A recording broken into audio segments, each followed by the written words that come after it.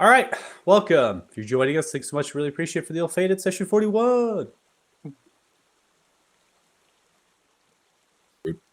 Hey. Okay, all right. Hype. Super excited today. Super hype. I just gave him a lecture, literally, at crafting for the He's last been yelling at us. 20 minutes. I've been literally yelling the whole time. So hopefully we are in a good headspace after that lecture. We can get into the session here. We get started with our essential winnings. That's where we're at. I mean, the last session, recap wise, we were in the group competition of the Coliseum in Olathe. We had gone through a first round, round two, prior session 39, the 40 session. We're hitting up round two there. We accomplished round two in 5 rounds, which is 30 seconds, which is fantastic.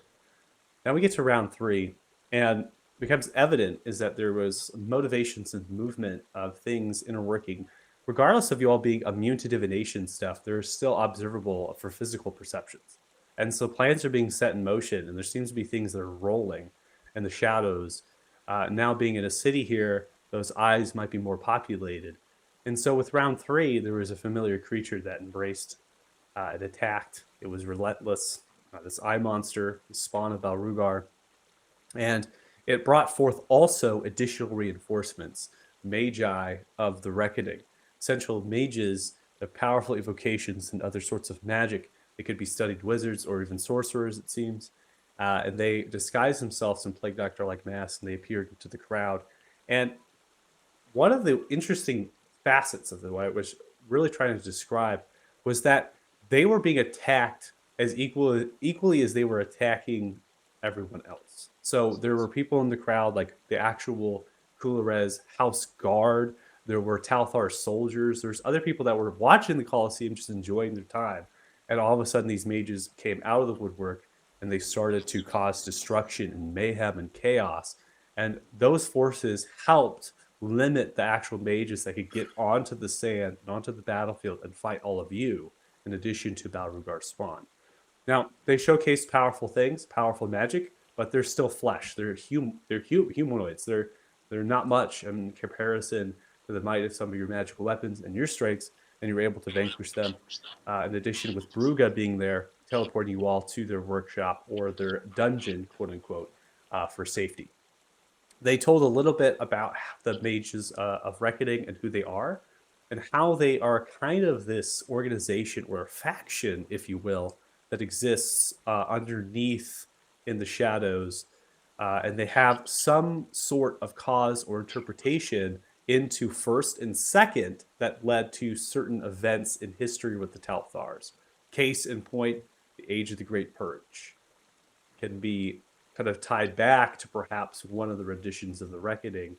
And what Bruga was stating about them was that it kind of led to the death of a queen, Talthar, right? And so there is this almost this little spit and spat between them, and where the Talthars are saying, hey, we need to do this, we do that, and then the Reckonings, we need to hide now. And is it really the actual Reckoning themselves, or is it more or less zealots that are coming out of the woodwork and causing this, right? But now one thing is clear, and that is the mages that are part of that faction have allied themselves with one person. That is Damodar. So we are in workshop, and we have time available to us. I'm giving a little bit of moment here before we actually will carry over to Kularez's compound, because that's on the agenda or the docket for the day. I believe the next day we're Yeah. I thought we were going that night.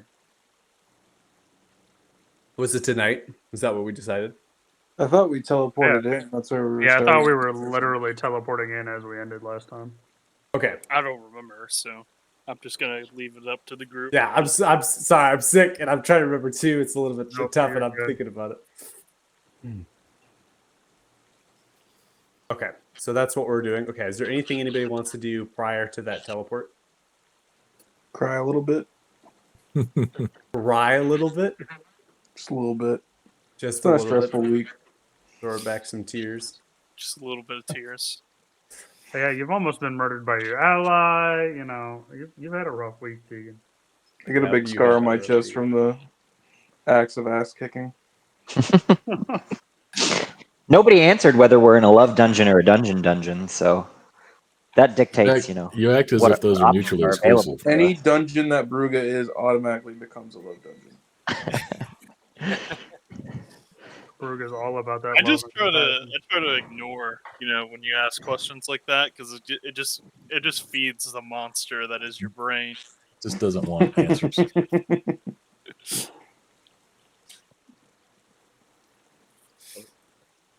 All right, so I'm going to set the scene here a little bit. I'm going to transition some things just for a little bit because I noticed that some of the tokens are bugged.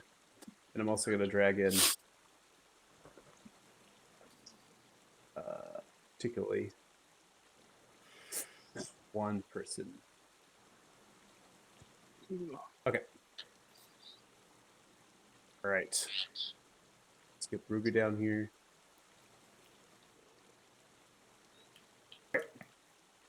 So Bruga moves over to you all. Come hither, you.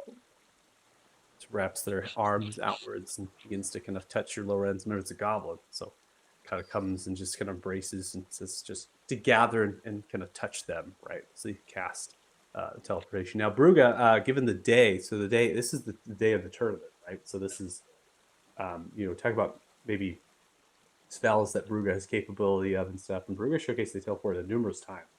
And so this occasion, they're actually grabbing that cylinder with those arcane runes, and they're grabbing on either ends, and they're actually beginning to twist either ends and stuff as you grab the shoulders. And as they twist them, that begins to alight and begins to kind of hum and glow a little bit. And they almost let this little bit of whisper out towards it as they're kind of ushering and telling it where to go and place and things. And as it happens, the runes glow, and then there's a sphere that kind of grows out from the ends and begins to encompass of a greenish blue sphere, and it begins to trace around you almost in a protective bubble. And then, for a brief moment, you disappear into the blackness and the darkness, and then you're going to reappear within a very interesting place. So I'm going to go ahead and get your token strike here, and then I'll have it paused just to showcase where you currently are at, and it'll describe this place to you because it's a little bit interesting. Oh God. We're gonna get fucking killed. Ostentatious AF. Yo, there's a lot of XP on this map.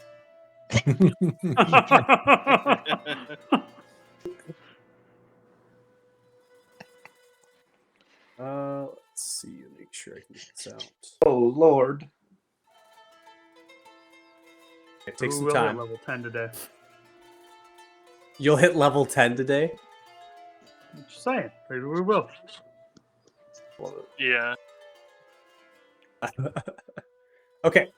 So this is House Coulurez, particularly in the compound. This is the main building at the compound of the three, as well as the training grounds off the west-hand side. Remember, this is encompassed by a sandstone wall with towers with house guard. Obviously, numerous house guard currently within this grand chamber.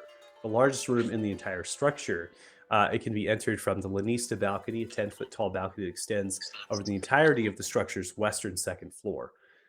They have kind of a game room, private dining chamber, main corridor to your east side here, and those enter into the space as well. A lot of the guards are put in position blocking access or maybe just impeding access from those particular areas, as well as numerous guards on the Lanista's balcony just observing and looking around. Now, these individuals, as I had kind of described before, they wear kind of golden and white colored silks as well as cottons. They have light armor on, particularly studded. Some of them showcasing that they also have impressive weaponry, either of kind of a blackish metal or even a bronze-like metal with their scimitars and rapiers. They have head kind of wrappings commonly, others don't. They have dreaded hair. Some of them have darker complexion. And there's also numerous amounts of golden dragonlords in the ranks of these individuals. So showcasing there is a majority of particular. Now, in terms of the actual symbol that's accented to them, they all have the House Coulurez symbol that is attached to them. And the House Coulurez symbol is kind of an homage. I won't describe it. Did I describe it to you all before? I don't think so. I don't think so. I think he just came down and said good luck. Okay. So the house Kulera symbol is an homage to the Crystal Desert. So it's actually like a 3-dune symbol with kind of a draconic head as it comes twisting around it, and it's made of like pure platinum and gold. And the signet kind of symbol that's attached is a kind of a pendant, if you will, or this emblem. So it actually stands out quite heavily, right, as a very piece of like rich jewelry. They also, the House Guard, do showcase that they do have numerous amounts of pieces of jewelry themselves that is quite prominent and quite nice. Now, Kulerez sits there standing tall, I should say, not sitting down. They 7'2", gold dragonborn. They have older scales, beautiful fan cheek lower accents. They are wearing the same kind of a piece of stud leather that you observed before when they were announcing up on the balcony, getting a little bit of there. Now getting a kind of a closer inspection beyond just them walking in and looking from afar, even because you're so close at this point. They have beautiful pieces of weaponry on either side. They have daggers. They are, even though they are wearing nice clothes, they are very similar to the House Guard in that way, where they're almost hiding that underneath their clothes, right? So they're kind of hiding it underneath what they have to disguise, perhaps. Now, there's another person in here that's currently smoking a pipe. This individual talking with wears kind of numerous amounts of reds and blacks, but they primarily have kind of this studded leather fine piece, and it works into a matching kind of tunic and trousers that falls down in a very singular garment as it comes through. And some of the stud leather is almost scaled in a way. They have a black belt, short sword, dagger, others that seem to be hidden, so you're seeing kind of handles come through some of the accents of the work as it moves. They have gold, silver rings, some of which appear to have magical kind of accents of runes attached to them, kind of engraved into them. And they are large, kind of human with broad shoulders, green eyes, and obviously weathered features, right, and hair. They definitely have age to them. So they're smoking a pipe, and they're kind of in the midst of conversation with each other. And then as you're looking from left to right, you see as the guard are kind of slowly just turning at your general direction. And you see the two figures, Kulrez, as well as this older human here, turn around, look, and they just put their hands in the weapons. No one's drawing weapons. They're just kind of turning and looking at all of you. Immediately recognizing, Kulrez puts the hands up. I'm dying right now, I swear. Man, this sickness, Oh, no. it's talking. It's not even that, like, it's also allergy season too, and like It's the right at the worst. beginning of it. So Oh. yeah, so, my eyes are itching nonstop right now. so the Kulrez is the one immediately recognizes, puts the hands up. Puts the hands up and moves from left to right. You see as the guards are recognizing that. No verbalization, all needed. Full command from the Dragonborn on the House Guard. The older human kind of sidesteps, gives space. Sees Bruga looking from left to right. Just kind of sighing and moving from left and noting all of you.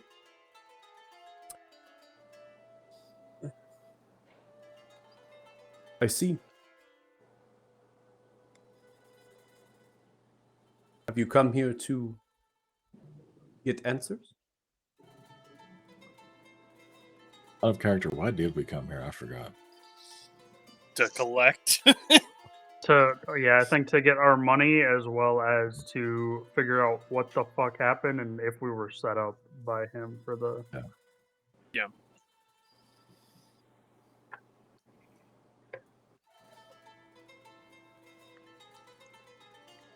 I can take a little step up and say, good evening, ladies and gentlemen. The ill-fated have come here to collect our dues and to perhaps have some insight on the interference in our match. Pardon the intrusion. However, our circumstances required a very brief and instantaneous entrance to the property.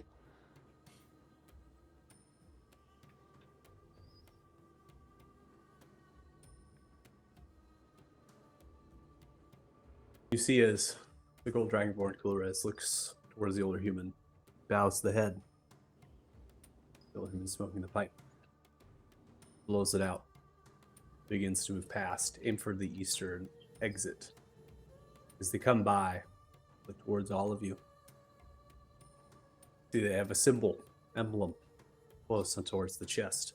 The eye half closed. Smell the air. Begin to move through. They disappear. Out that eastern side, that door.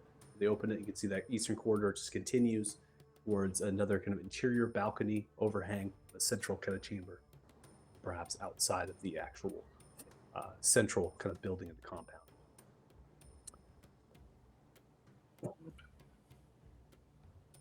These Kulres waves the hand around a little bit. Some of the guard are turning, beginning to talk amongst themselves, just kind of separating, giving space.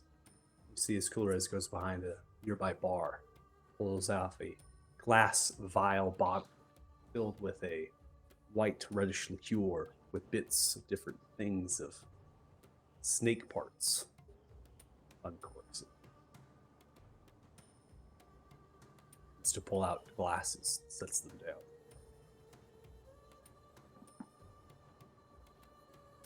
Come, take a seat. We pour you a drink.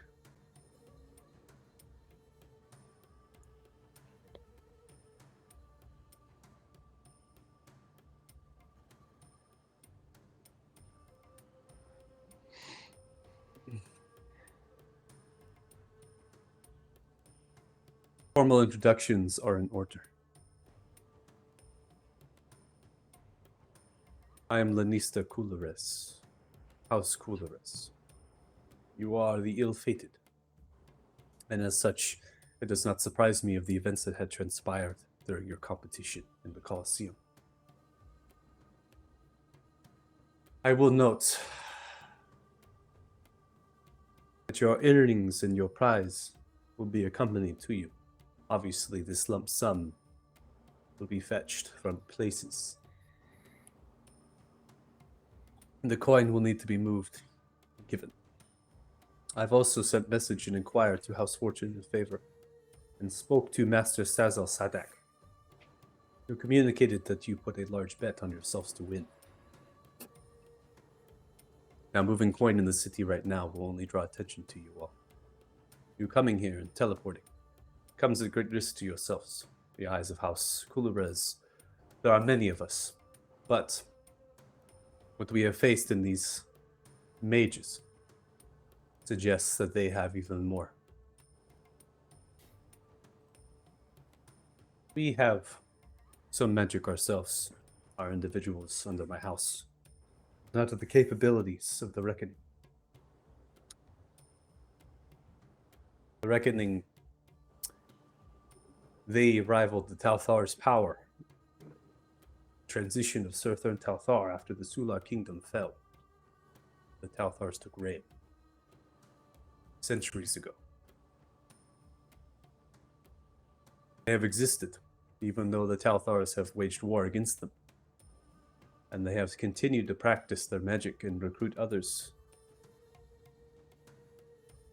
to make enemy of them.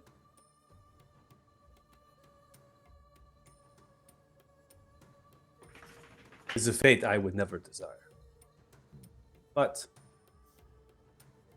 you were up to the task. And so were we.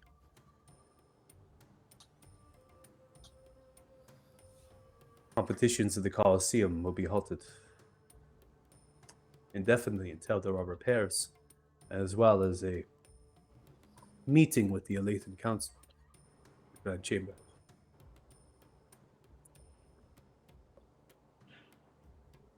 I imagine I'll even have the Talthar's commander coming to speak to me.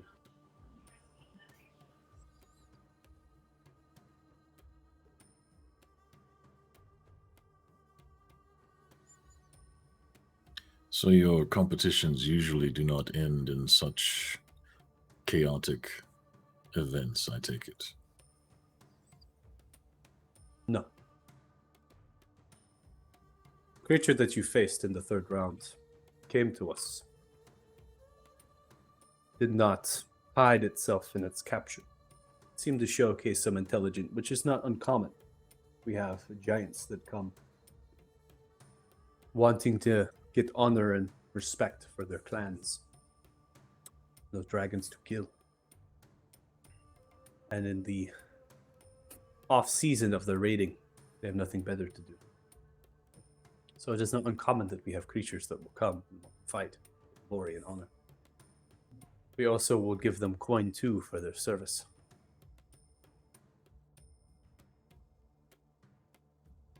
Obviously, this creature knew all of you. So we'll see. Much intentionally placed.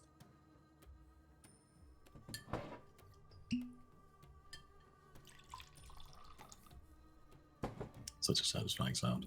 So it sounds like. I think it's slide tumblers, each of you. How's Coolera's specialty? Enjoy. Coolera's downs in one go. Begins to refill it. What does it taste like? It has a strong alcohol flavor to it. As you breathe outwards, it stings a little bit, and then there's a slight sweetness at the very end. It's moonshine. Very particular brand of moonshine. Thanos will Snake do the moonshine. same thing Coolrez did out of respect. What, just shoot it? Yep. I think Varys will like sip it, but you know he's a little weenie boy, so he doesn't he doesn't It's going to make it worse. yeah. I see Thanos down it. I'm like, well, just take it to the dome.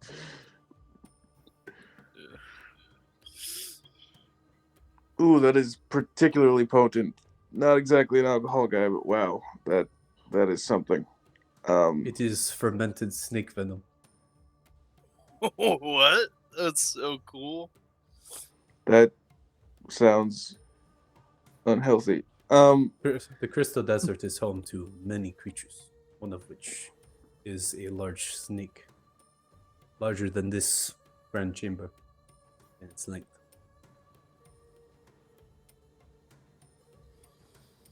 Oh, that'll be a fight. In the grand scheme of things. Master Coolrez, I first of all feel an apology is in order because that beast that had came to you and the mages that had attacked were there in pursuit of my friends and I.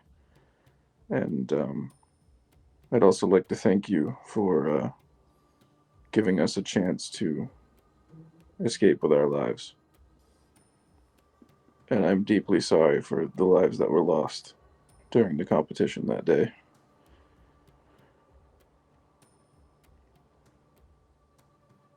I appreciate your Okay. apology, but do not apologize for things that happen without your things that happen that you have no control over. Indeed.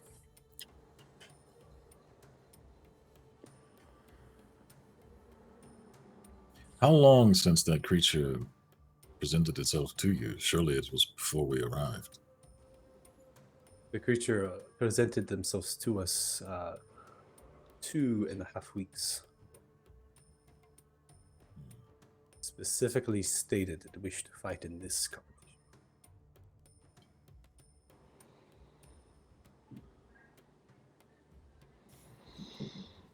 Someone knew we were coming. Even before we did.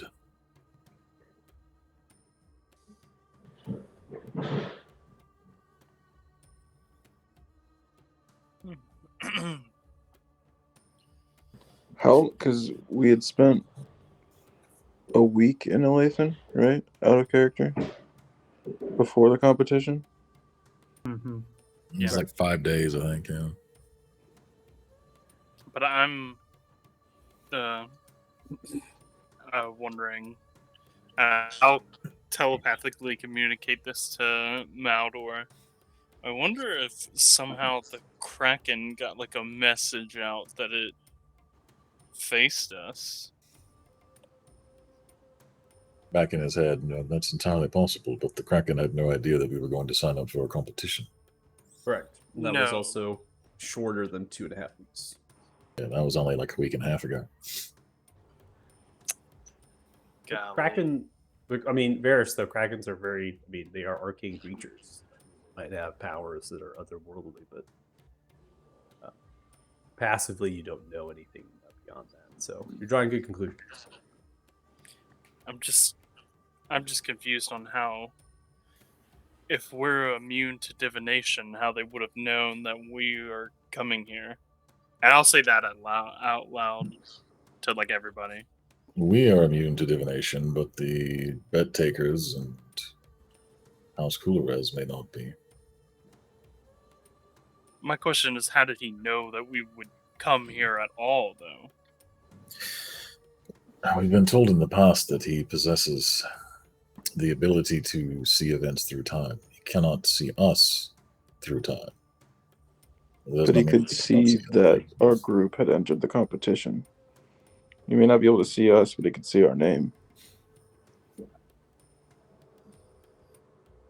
It's just so hard to plan for. We have to change our name, clearly. Stop using it. Bruga thinks sometimes the absence of something means something is there.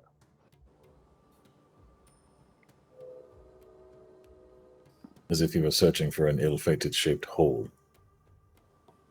A space of black where there needed to be something. Hmm. Makes a lot of sense. So this is some bullshit. Bullshit, maybe. Perhaps just good magic. We should have dragged Porrig along. Well, how good is an inability to see where we are if he You could can just still see look where for we are. some? Well, I suppose if Bruga's theory is correct, it would be much more difficult to track the absence of something in a place where there is a large absence of everything. It would become infinitely easier the more densely populated the area that we are in, the larger the events. I don't know. It's just getting old being on the back foot all the time. I agree. More reason to get coin and run. But Bruga wants you to stay. I think we have some stuff to do before we leave, so we may be staying for a little bit. Ooh, Bruga likes that very much.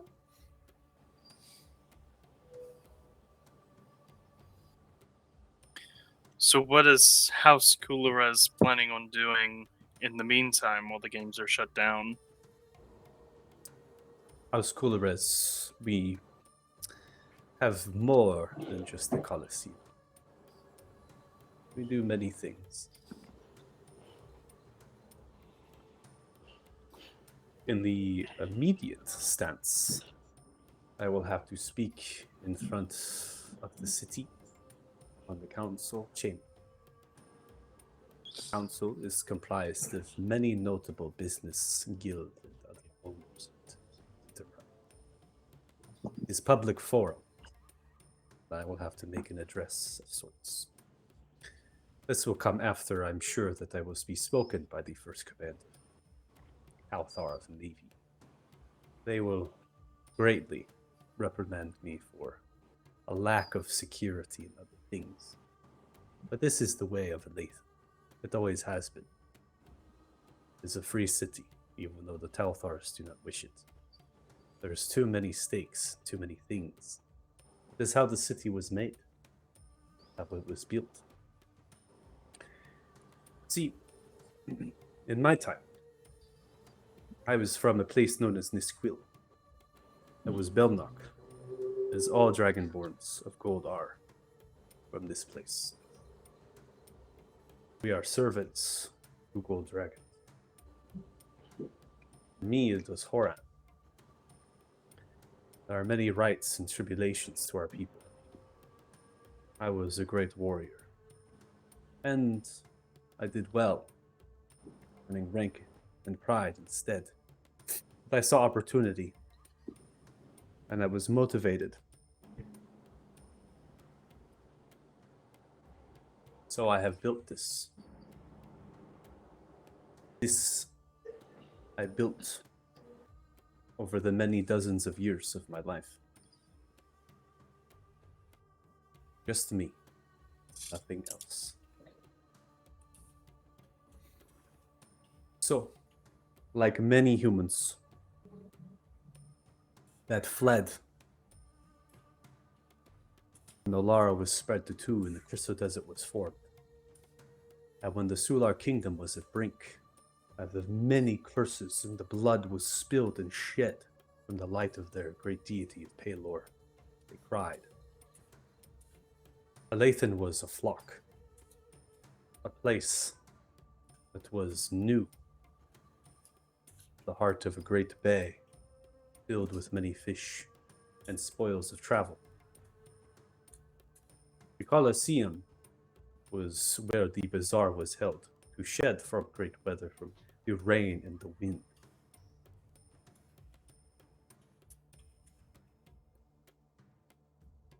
It is not I who purchased the Colosseum.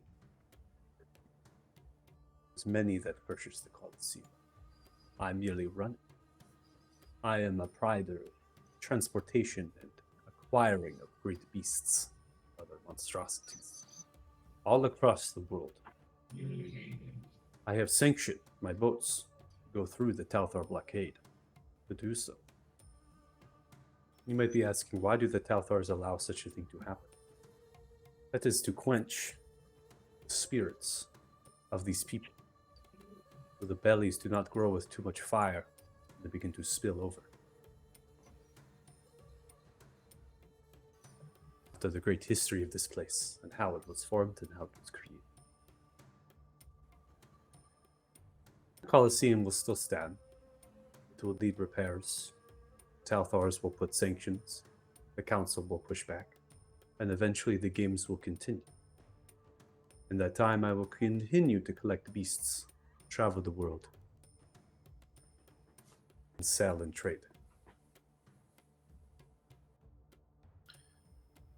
The Talthars have a rather unfortunate history with magic users. Do you suspect there will be fallout from this, pushback? The Talthars are distracted with war.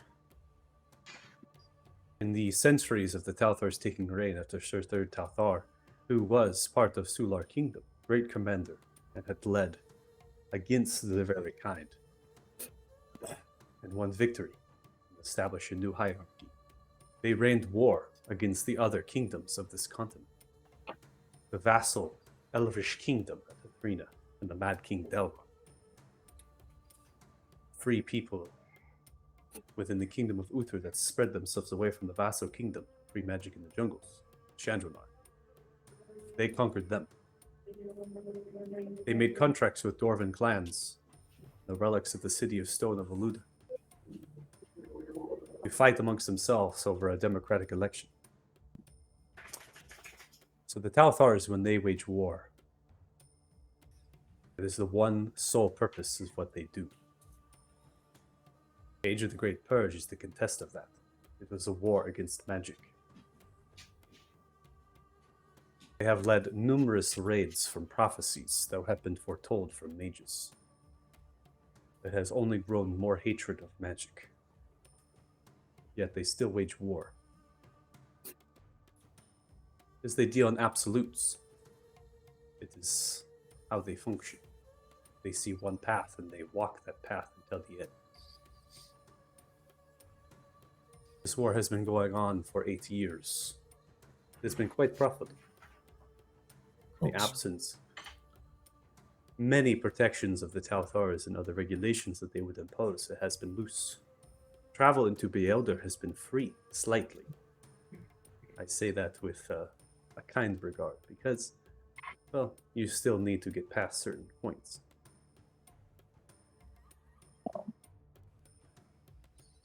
I do not believe they will wage war against magic.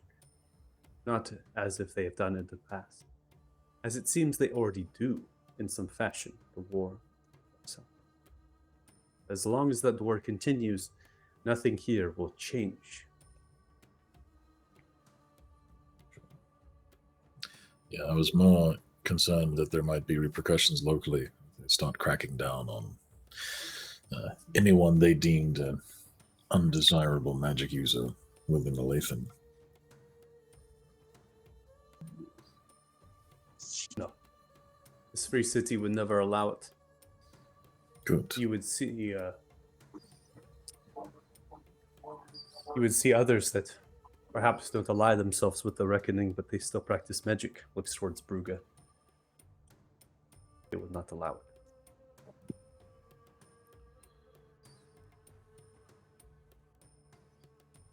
The Talthars take their power from obedience and hierarchical structures and blind devotion to their deity. Free magic gives power to any who would take it. And that is something that they cannot abide.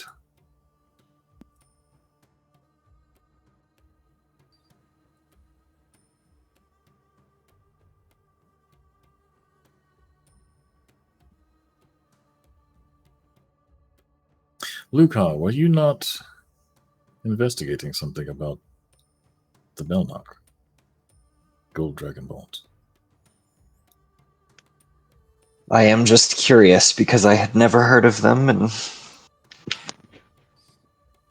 things here are much different than I expected.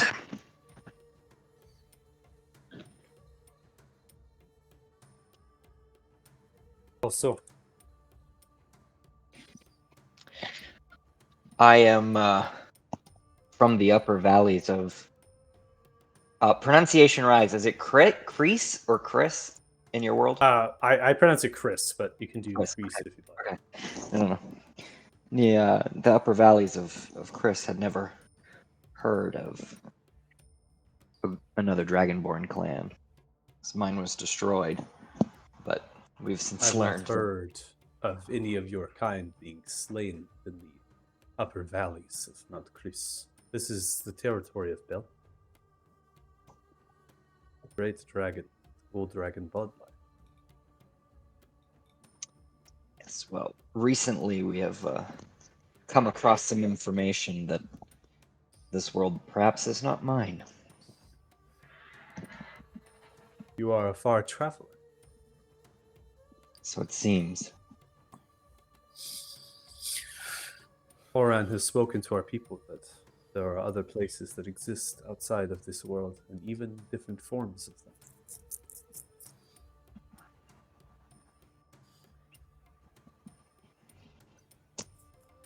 them.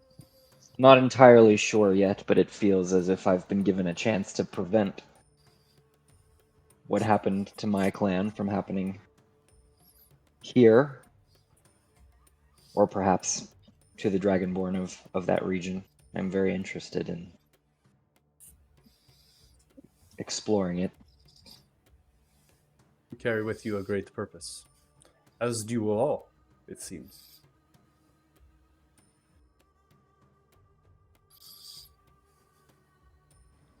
Speaking of our purpose, and not really our purpose,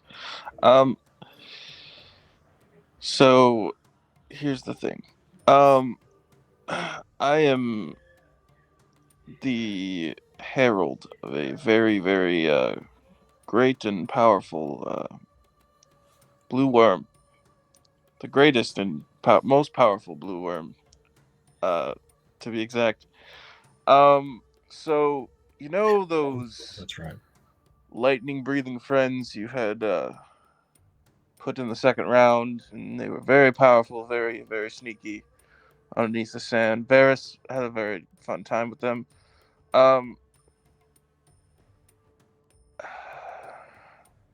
This great and powerful blue worm has made it very apparent that he does not enjoy his comrades being in captivity and had requested their swift returning to their homeland. Yeah. It didn't really sound like a request, honestly. It wasn't much of a request. Just What? before we get to what happens next, is that at all possible? We work something out. What is the name of this dragon? Tresgol. You were speaking to a Belknap,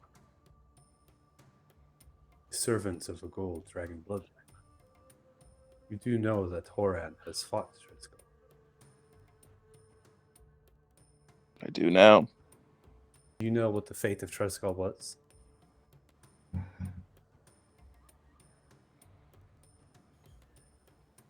How did you find this dragon?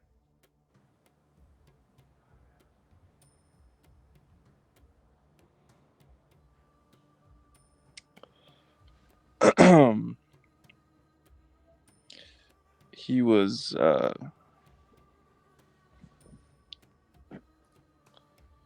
imprisoned. Not to be put to death, but in prison.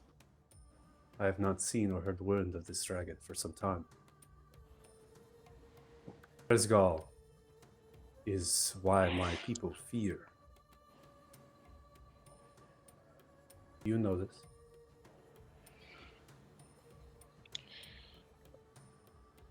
I do not, but I don't. It wasn't as much about. He didn't say anything about you guys. He just said, Of course not. you know, Tresgol does not think of us as remotely equals. We are servants of their order. They will gladly squish or crush whatever it is that gets in their path. Clearly, they have taken a liking to you if they remark you as some herald. But you should know there is always a price to pay with Tresgol. The creatures that I have captured are from their old crystallic lair in Torval Pass. South of the desert, they spewed relentless slaying and killing folk from Lucir that made way of hunting creatures, just making trade. These creatures would hunt and kill, because their food was lacking. That is why they are captured, put on our ships, transferred across to here. A great number of them. Tresgol walks. Without the protection of Horan, these creatures will be free. Tresgol would very crush this city, ruin it to the ground. Would not care if you are in it.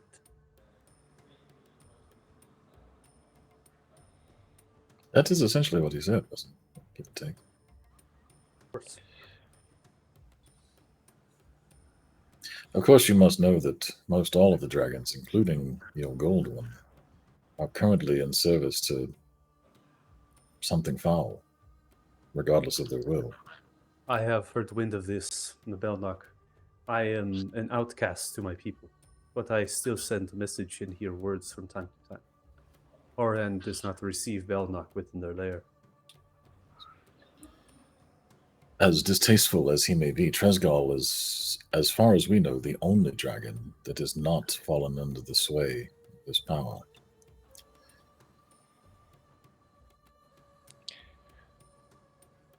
And you remark Tresgol as an ally.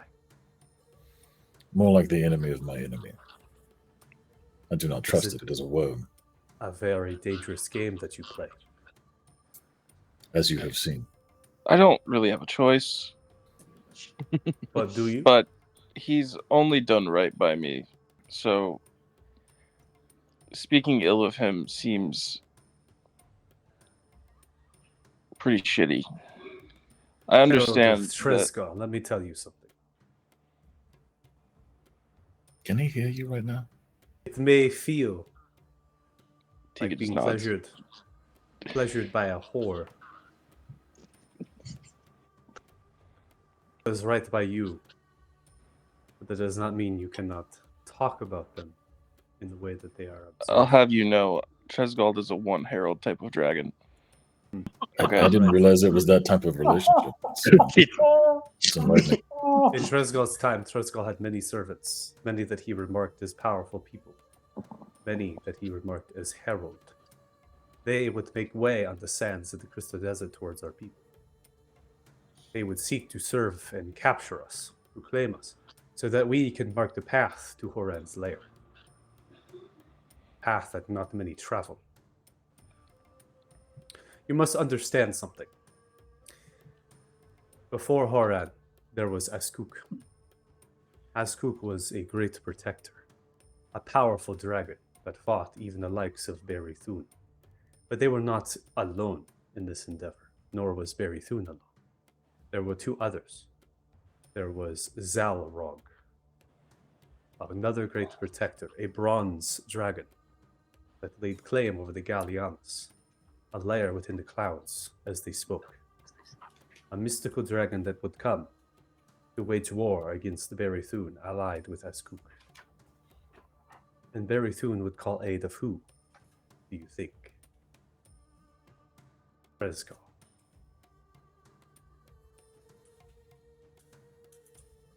I'm sure it was not a perfect and mutual relationship. Two dragons that were only cursed with wanting power, forced to work together to achieve such a thing. Barry Thune was bloodless, careless, would kill and crush without thought, would have no servants, thought they themselves were as powerful and needed none. Tresgal was more smart, cunning, lurked in the shadows with their servants, was more tactful with their approaches. That did not stop them from crushing, killing, destroying if they had to. Creatures that you fought are actual creations of Tresgal. Dragon blood is very potent. Dragons themselves have great power. Tresgal would do much to try to get them back. This is why I tell you they will be sent home. They will be packaged and put on my ships and made way for the dock of Lucille, where they will be released back into the sand, where they can be claimed by their master.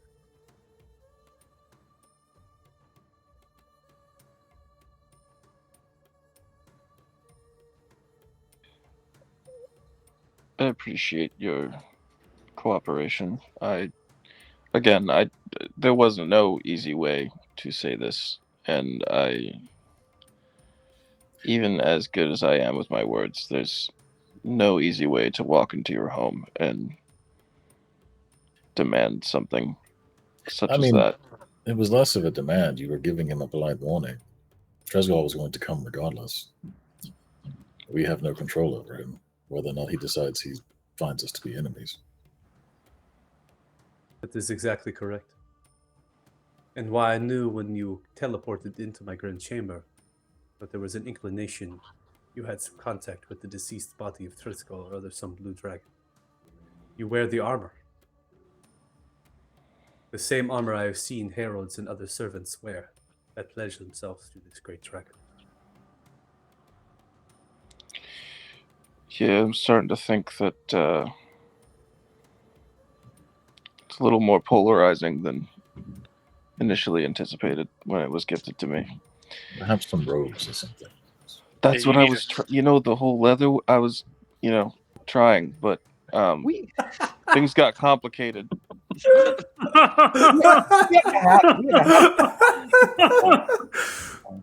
That's awesome. Wait, what did you just say? What? I was trying to get a cape made and like a cloak to put, still Over blue it. and white, so fits the aesthetic, but covers the whole dragon scale thing because it's it's part of the We reason had a why I week. Why didn't you buy it? because it had to be made. Did you get it made? I thought I did. Maybe I didn't. But That's a long time I ago. was reading, okay? You I was did- trying to you be a did- good boy. You did mention it. And You read. did mention it twice.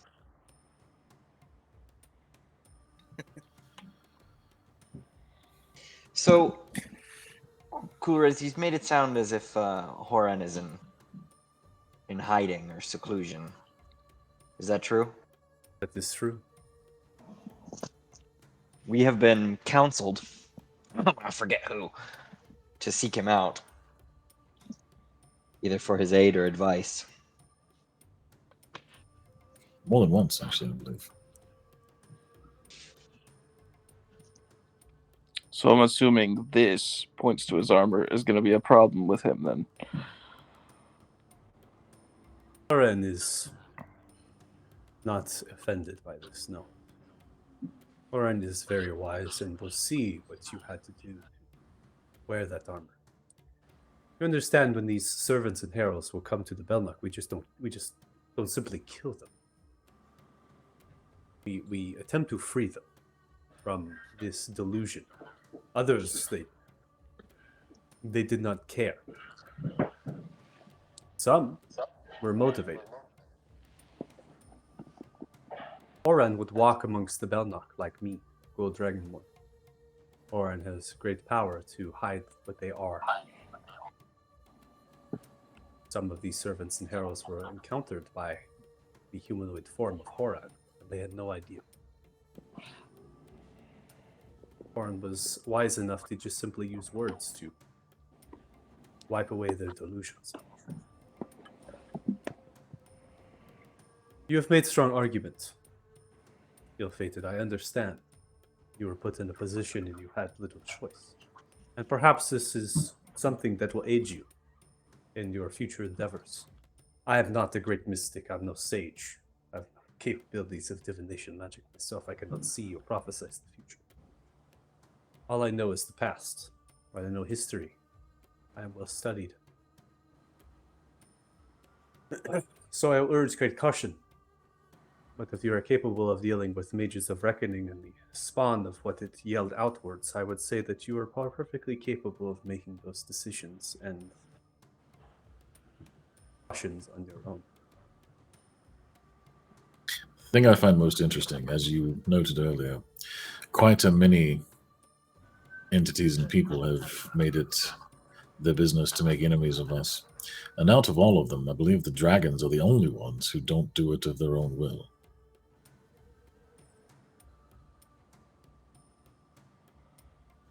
Dragons have history.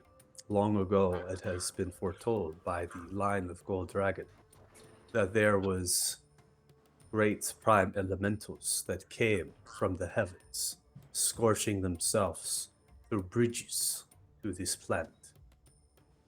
And they came with them a powerful piece of magic that spun and twisted, tormented the one and great dragon. The one dragon. Into the forms of themselves. They gifted them power. They gifted them strength. They fueled them with chaos. And the dragons served the prime elementals, and they destroyed the land, the people that were beginning to make their home, and the creations of deities. And as such, the dragons grew. They became more powerful. They feasted their hunger.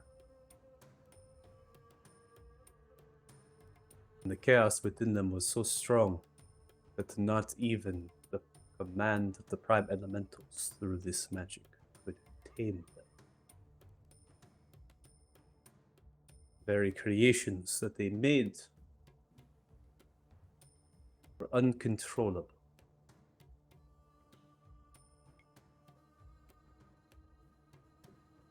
You can see, after these stories are passed down to the next and to the next in their lines, that it would become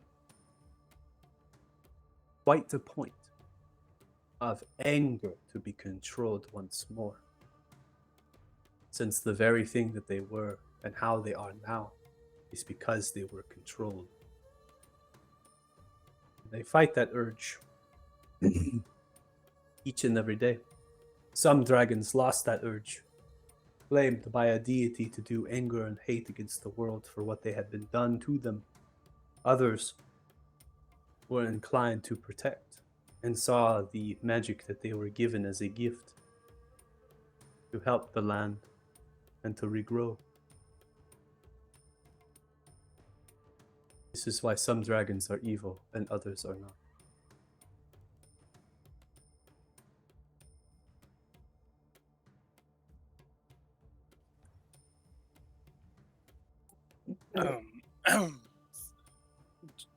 So throughout history, have silver dragons also been protectors? I don't know much about the silver dragon. Only that Horan used to tell stories amongst the village that they had a new child, one of silver.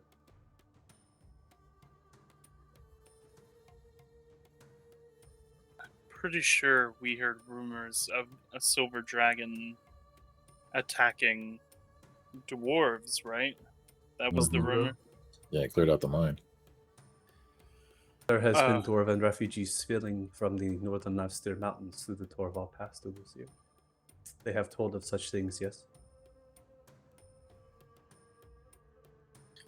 Do you think, or I guess this isn't a question of do you think, is it likely that if Damodar's control is broken from them, that they would fight against Damodar? Of course.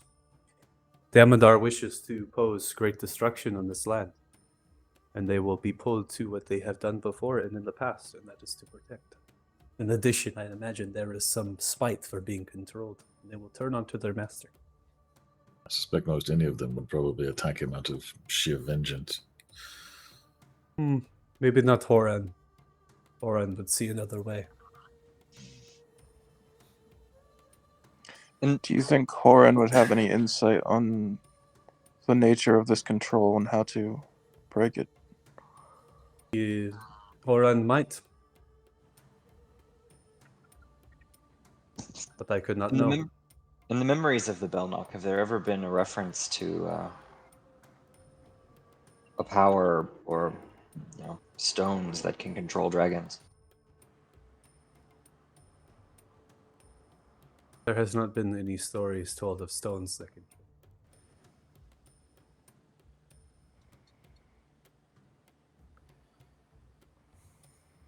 I'm curious as to why you would relate my story of magic and elementals and control to now stones. As if you speak of first-hand experience.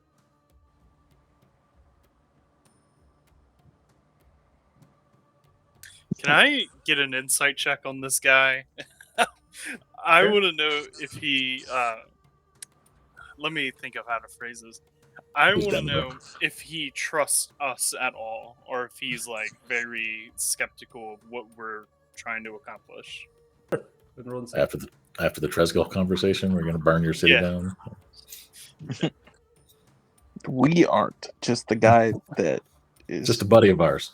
13. I think there is a level of caution that is spewed from this individual. They, though, are more inclined to provide information to educate rather than to stop in terms of conversation. Right. So they're coming at a point where they feel they need to educate to try to inform you to make the better decisions, and they know they cannot control you. They're not going to try to. They're leaving their heart out on the table, so to speak, but there's some there's guarding. I mean, they're not telling everything. As he asks that, I would look directly at Tegan sitting right next to me, and raise my. I'll look back at him and just be like, I mean, we basically told him everything at this point, so what's the fucking point in hiding anything? And I'll pull out my white stone and I'll say, this was used to kill an asshole that lived in some snowy mountains. The one that I'm now wearing. Meaning a white dragon. As you can see, the matching helmets. These have made our way into our possession through various means before we had even met each other.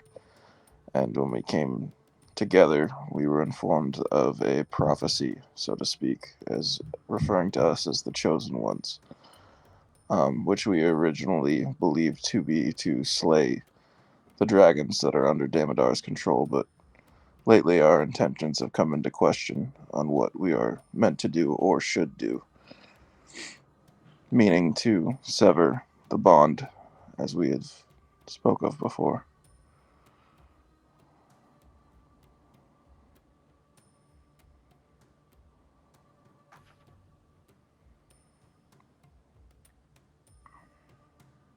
What it is that I can help you with? You show me this.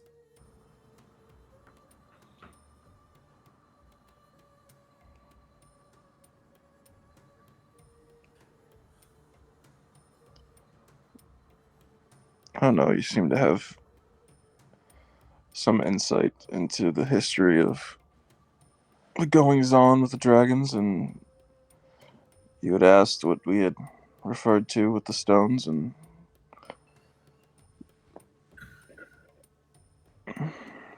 I This just is felt the- as that we owed you an explanation since you've been Well, giving If you're us going- information freely.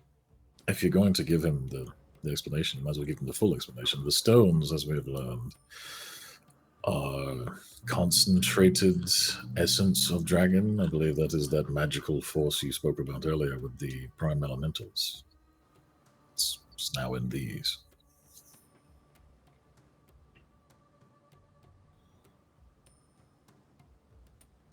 And so far Then- we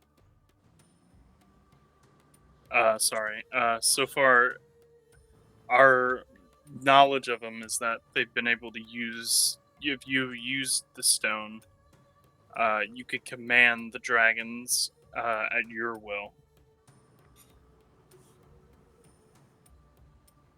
And the stories of the dragons and have been spewed into my people are true. There is such a magic. There has been control, and they are in the form of these stones.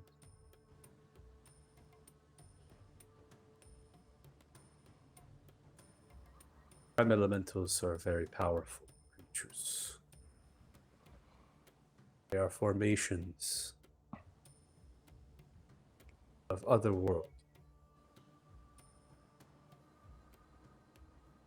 You use the stones to command a dragon with a feat of strength. Will bend and destroy your mind.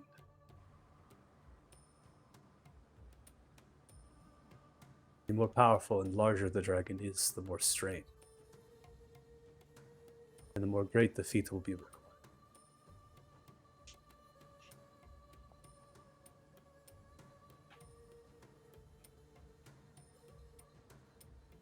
They can also be used just to simply break the bond, I believe, of the control they are already under. Yes, I'm quite surprised that you are in possession of these, and yet the dragons are still under control. Well, they're not cuddly. Also, a lot of our stones are incomplete. True. Powerful magic power that is capable of fragmenting or destroying this is. It has not seen the likes of this world.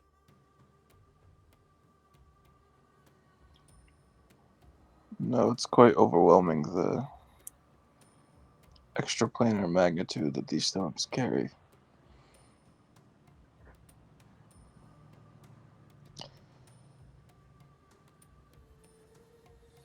The rumors I've heard from the dwarven refugees in Lucia from my hunters and trappers. They have spoken that the silver dragon that has destroyed and decimated their cities is not of large size in comparison to Treskal or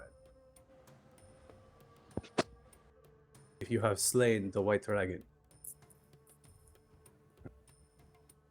I have not laid eyes on this one, nor do I know its name. Ethrin You know- was his name. I cannot tell you if this silver dragon is of same size to white dragon. But it is possible that the magic and the command that you can do over the silver dragon is if it is small and young, is possible. I suspect for some of the dragons, the ones as we talked about that would naturally be inclined to help without being controlled, the gold and silver perhaps, we could simply release them, let them return to their own will, and they would likely help us regardless. The ones more inclined to violence and destruction might require more persuasion. But the ones that are more likely to be violent or evil, if you will, revenge has no morality. They may still attack Damodar, but we might not like the way that they do it. Also, Or they might take us with them. yeah, I was gonna say you just can't trust them to do what they say. And you can command them, but if you're ending up commanding them over and over again, you run the greater risk of being I just- destroyed by the power. I imagine from our personal experiences that dragons are very prideful beings. And to be controlled for so long, so easily, I believe, at least in my opinion, that no matter their nature, that they would do anything they could to destroy who was able to control them. Which then again, now that I'm saying that, That would is be also us us. as well. Yes. Never It's mind. it's also not really. Takes another sip. I think we're kind of talking around the same idea. It's that Sometimes you've got to hear yourself say something stupid before you realize it is. And I'm a firm believer in that. And whatever you say, but what You I are very was talented at that. what I was getting at is that with the ability, even if we have the ability to, convince them to fight on our terms, what's to stop them from doing whatever the hell they want before then, and Right. more innocent people get hurt? It scorched earth the entire continent on the way to Damodar. Yeah. And then So- it becomes a question of, can we stop them before they hurt more innocent people, or is it more responsible just to stop them outright? I mean, push comes to shove, we could always just put them down. But beat them within their inch of their life, then take away the control. Be like, hey, are you going to help us? And they'll say, oh, no. Then we kill them. given the things that we face and the things that we could face in the future, having an army of dragons at our back could be useful. I'm just reluctant to recruit more allies that serve themselves rather than actually care. Yes, those I would want to maintain some degree of control over somehow. Perhaps there's a way we haven't yet discovered. I mean, Damodar did it. Granted, he's not exactly a normal person, but neither are we when it comes down to it. He's the most powerful mage I've ever seen, other than Brugha. That is a bit terrifying with respect to Brugha when you think about it and put it into perspective.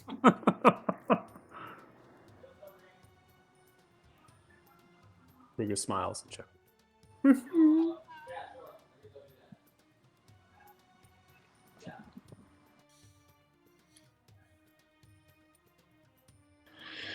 Well, I think that exchange of information was mutually beneficial. However, the payment still remains an issue, and I believe we're not exactly needing it immediately. However, We should arranging a arrange. destination for it would be Something. We Nice. expect to spend much of it, right? I mean, half belongs to Brugha. Well, not half. Well, Ooh, almost half. Brugha would Lord. love half, my dear. A large sum, not half.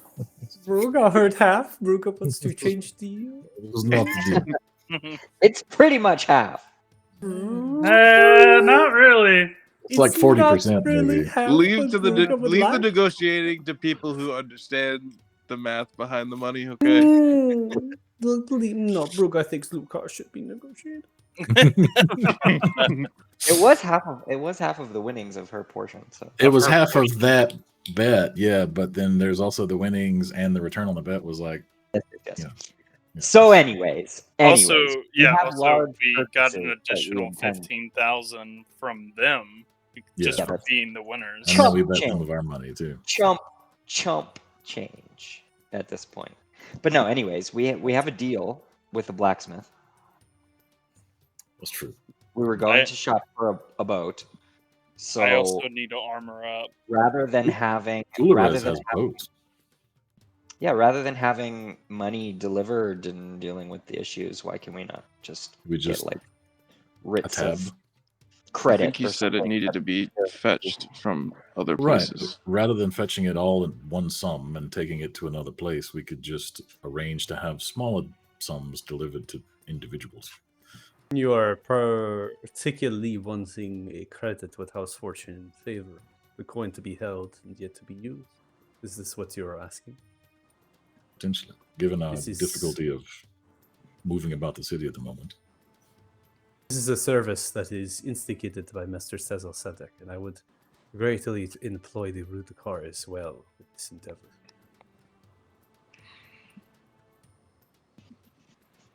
Do you believe this is something that could be arranged? It is something that could be arranged. I was speaking to Guildmaster Chowrazam, but this was who you saw observe leaving this crown chamber on you teleport. I was getting the ears and the eyes of the city to understand where the mages are and if they still lurk. And of course, the Guildmaster is quite confident they are still here. That's what I was about to ask. Yes. So was Seems Bruga. they have no problem blending in with the normal people of the city. But it's because they are normal people. They are just the people of the city. Many of them probably live here. Which is frightening. So how long do you think we should lay low before moving money around? It would be my suggestion that you take no money at all.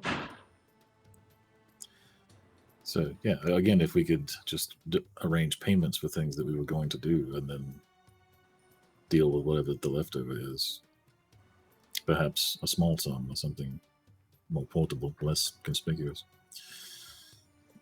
Okay, well, we get Let me be your eyes and ears. This Grand Chamber should be a safe place, and the mages of the Reckoning will most likely be monitoring House Fortune in favor. If you've placed bets on yourself, then they would know that it would be common practice that I would deliver this coin to there, and it would be moved as one large grand sum.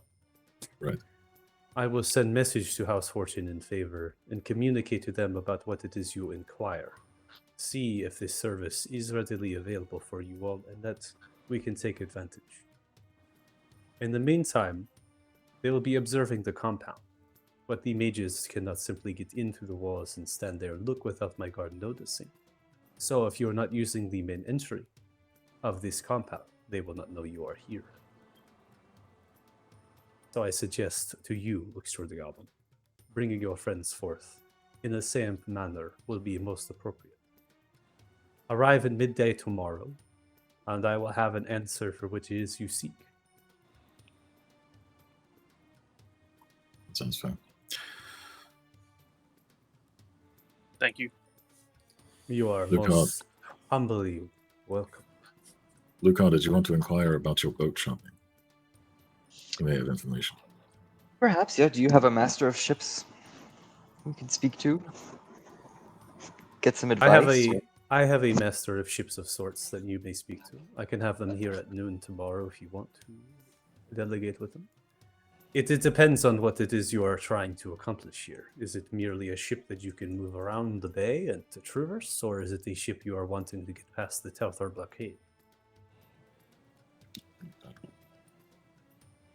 Get The through latter Telthar for blockade. sure.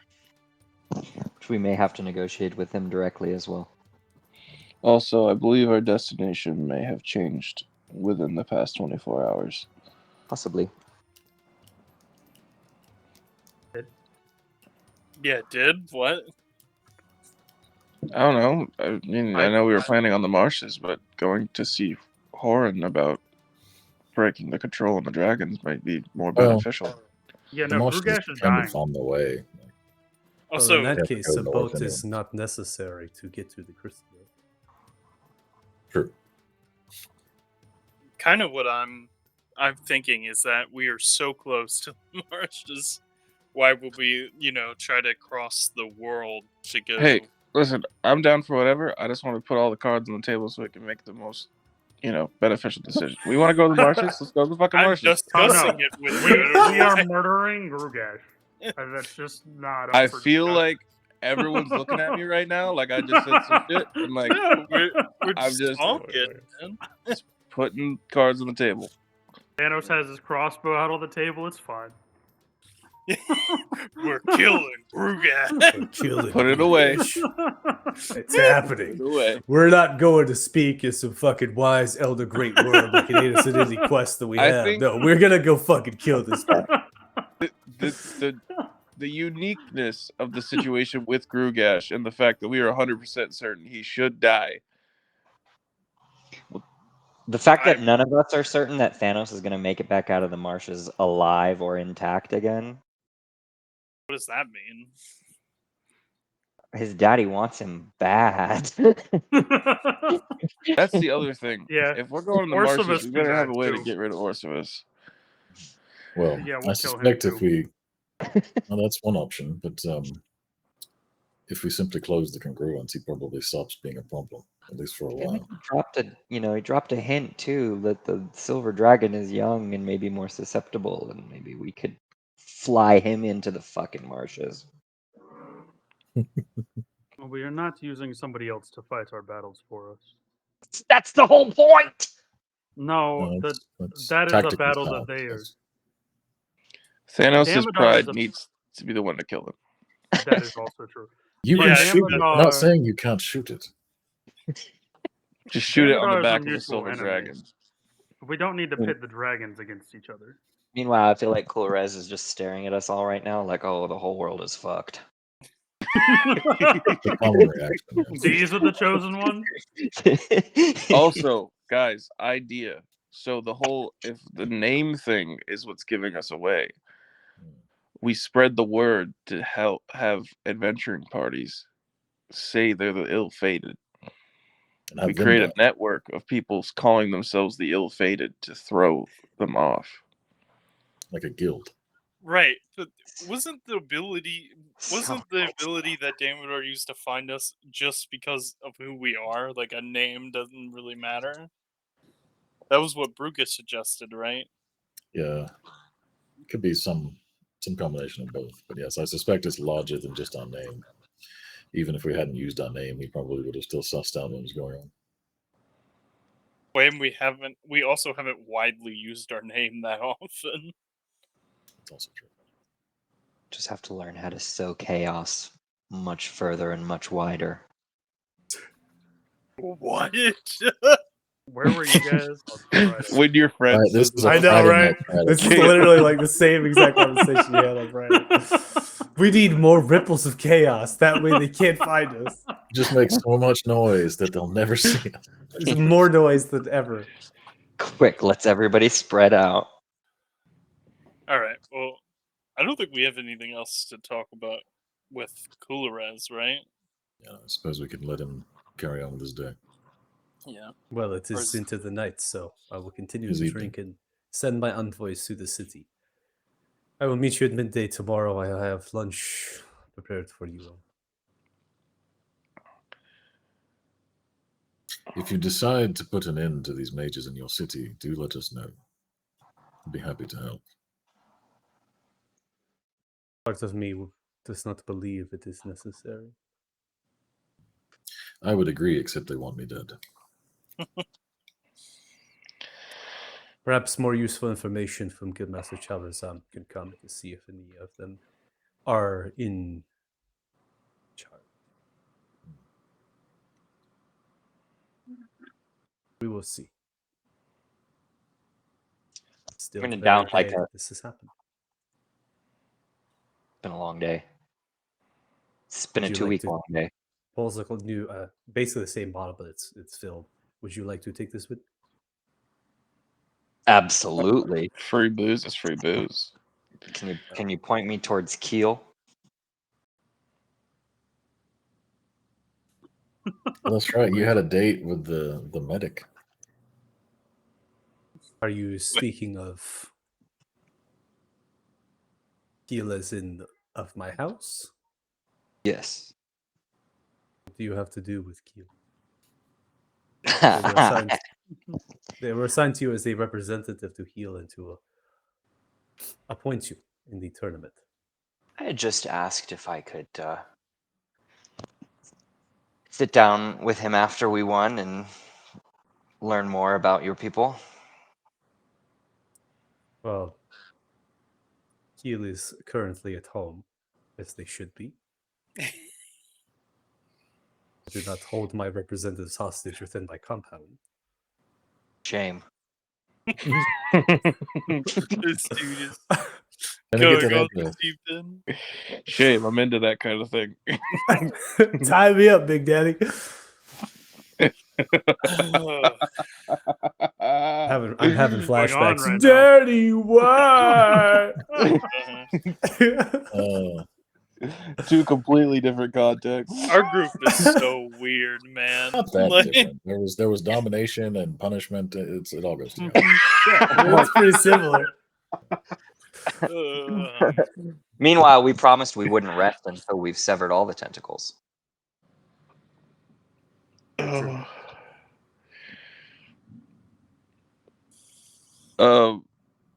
Tegan is gonna exit this conversation with a great segue, and he's gonna go to Bruga and ask Bruga, question: in your workshop's property, do you have a library there?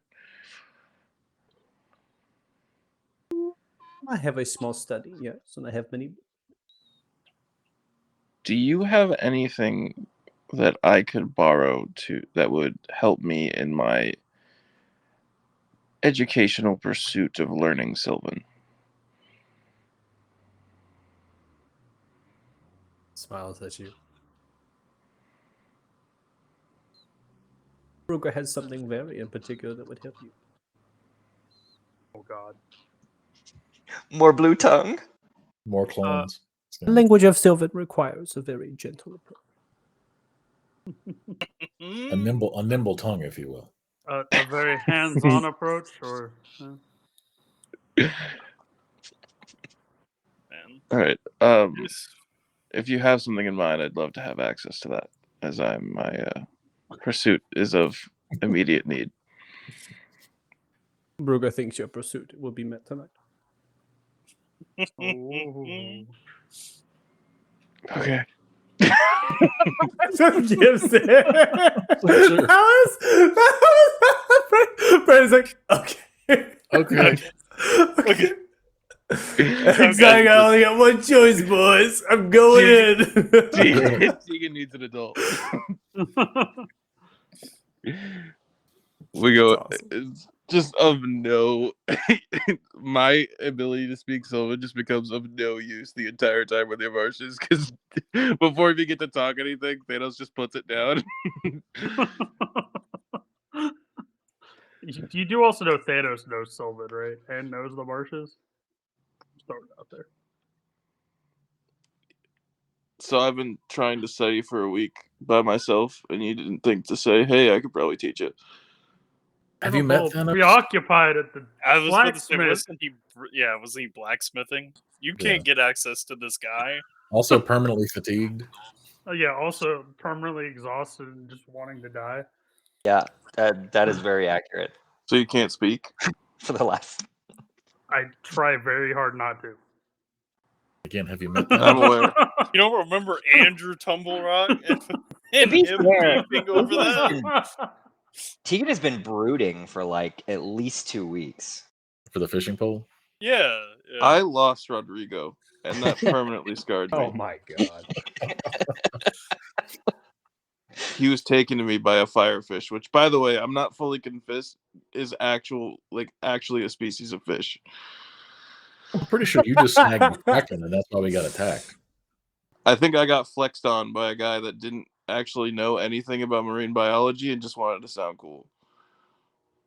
But you also don't know anything about marine biology. Which is why I'm not sure.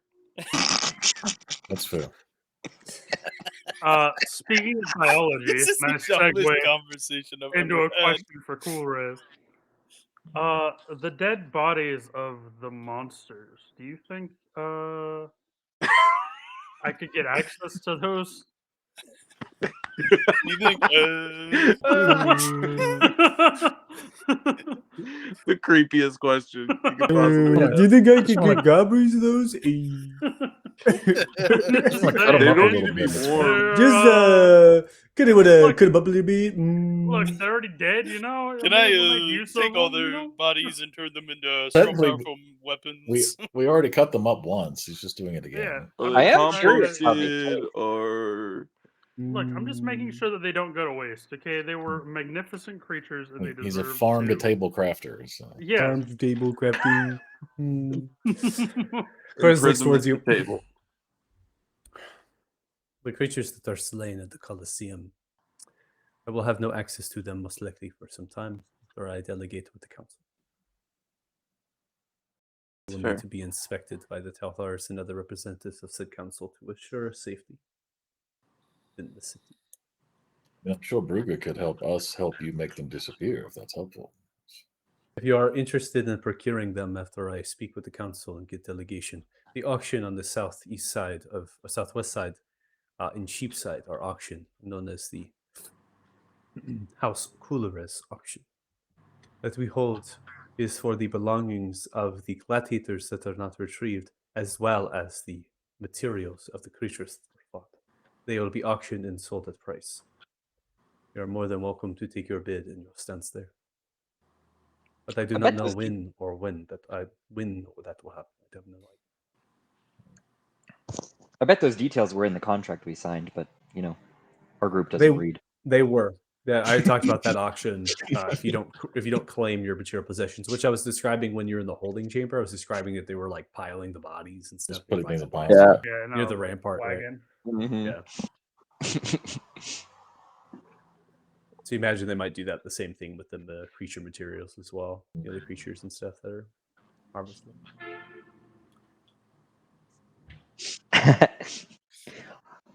All right. Well, at this point, I mean, if no one has anything else to talk about Coolores, obviously that was pretty intense. There was a great number of things, but Coolores, I think, did, they have a particular stance of knowledge that not a lot of people have. So, kind of with their backstory and who they are. So that was kind of nice to hear. So if no one has any other questions or anything for Coolores, Brugger can teleport you right back. So, Sounds good. all right. As Brugger kind of motions, come. Begins to grab the cylinder again, twist it, begins to invoke magic within, and at that point, you are teleported back into Brugger's dungeon. I would look at Brugger real quick and say,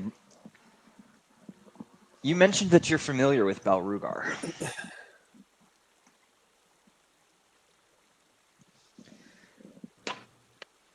Brugger might have familiarity with Brugger.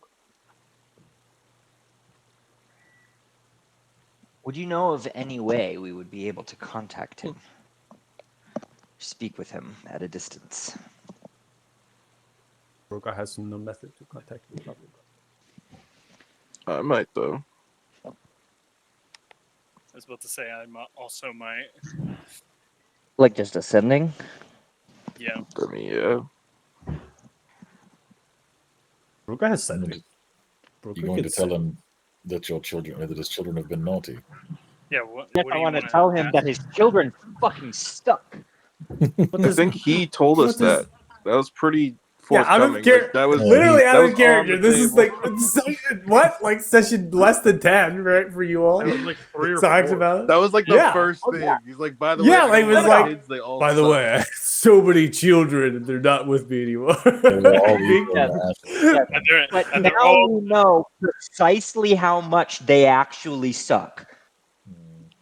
Yeah, but like, what is Belruger going to tell you that you don't already And it's know? all his He's gonna be like, fault. It's gonna be like, No, no I know. shit, dumbass. He's gonna be like, oh, good, son. yeah, like, it's gonna be the most pointless conversation. We're gonna say I'm very powerful. So are my children. They have good genes, man. They- All the genes. It's all the genes. It's the bloodline. It's strong. Listen, the pointless conversations are the best D&D conversations. I don't know what you're That talking is about. true. That is true. Right. Jesus.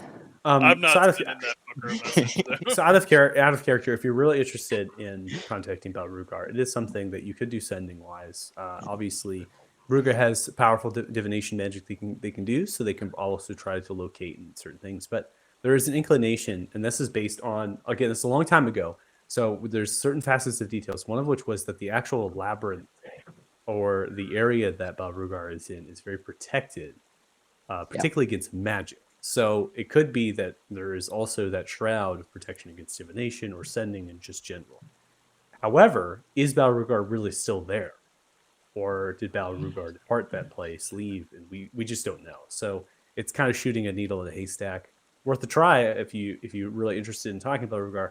I personally just don't know what they can offer you all as a party that you didn't already observe for yourselves firsthand. So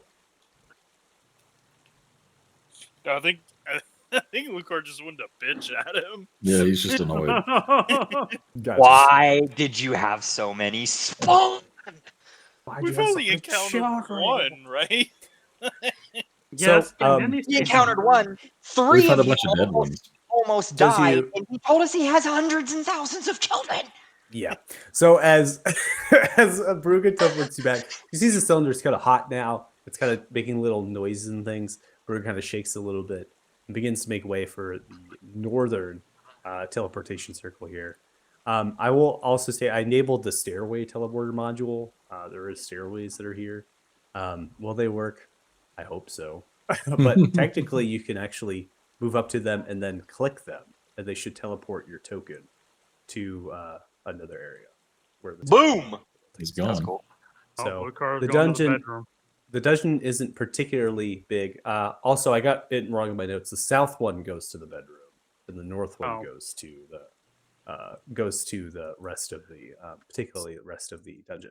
The dungeon isn't very large. Remember, the ceiling height is essentially for a goblin, so it's just barely enough for Lucard to even Lucard kind of like hunch down a little bit. Plated black metal to bronze-like metal, certain times welded on. The particular chamber you're all in is referred to as kind of that alchemist workshop, right? Where it has like an enchanting table. There is cool work of glassware, certain things for distilling and brewing potions and such. There's actually burners that can make numerous concoctions. There's lights in here with permanent crystal lighting that are glowing of green. And they have shelving units that are stacked with the metal, and they're like made for like basket shelves. And so they have like glassware and other things that are currently in them. And those are used for enchantments and potion making as well. There's spell reagents a lot there's addition. Now underneath, there are brass pipes and inner workings underneath, and they might have some funneling into the space for ventilation sorts. And then there's water underneath, an aquifer, or maybe it's the actual city sewer that's underneath there. It's unclear at that point. So you just hear the sound of kind of running water every so often. I've configured that. I've configured sounds in the space to automatically play when your token's there. And so I turned the sound down so it shouldn't be too particularly loud. Now, the teleporter on the north is going to go into essentially the main chamber of the dungeon. In there has an alcove of a study with numerous amounts of text and books and such. And then past that is a larger workshop, which has a large metacular kind of bench. And there's other tools, just like here, there's other tools kind of hanging or floating in space that can be taken and used. And then there are some things hanging on pegs against the walls of the black metal, but there's not particularly shelves. And then there's underdwellings underneath the actual bench for manuscripts and other scrolls and things. And that's for like larger pieces of items or magical items to be investigated or worked on. From that chamber there that Lucard you're kind of going into, there's other teleporters, and they're going to take you to other areas within the actual dungeon. Perhaps storage, maybe eating, dining, bathroom, that sort of thing. Bruga, before you go, have you any knowledge if anywhere in this city would have some type of elven chainmail? I've heard stories that even if you're not strong enough to wear armor, you would still be able to wear that. I was interested in finding some.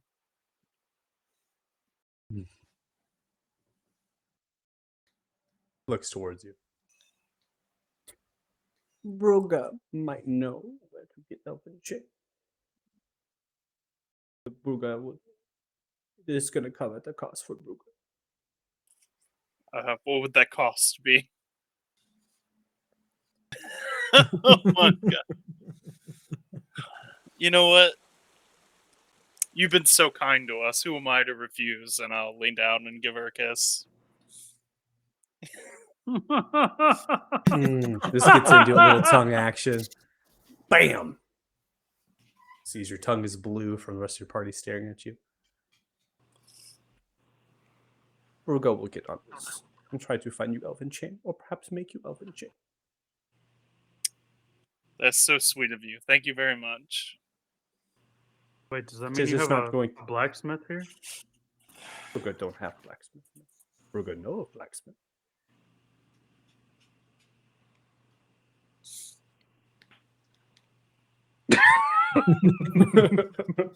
I'm sad now. I think Bruga has something for you to hammer, though. What do you Bring mean? it down. As Bruga comes over to you, Tegan. Time to learn Sylvan. Yeah, let's go. Bruga begins to take you to the south teleporter.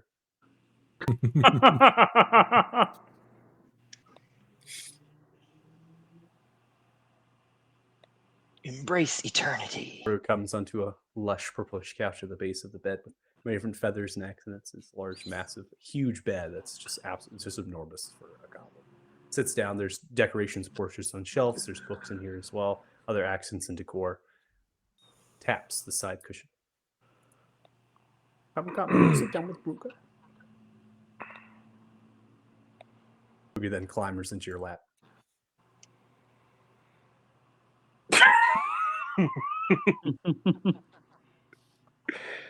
Time to learn Sylvan, hooked on Bruga style. Begins to mage hand a nearby shelf. There's a slight little whip comes through. Smack you in the face back and forth. Oh my god! I can feel my knowledge growing. Knowledge. Sylvan Knowledge. is the language of love.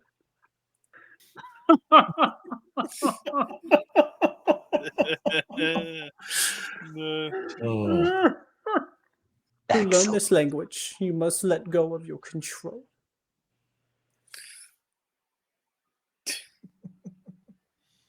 Will you do this again for Bruga? Learning's a lot more complicated than anticipated.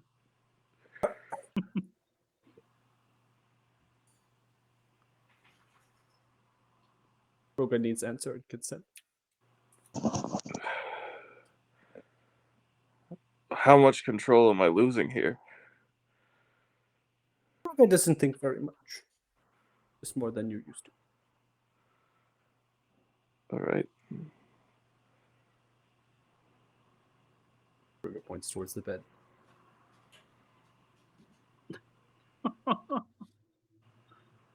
This row. My Lay flat safe on the word is bed. Rodrigo. Hands and our legs spread.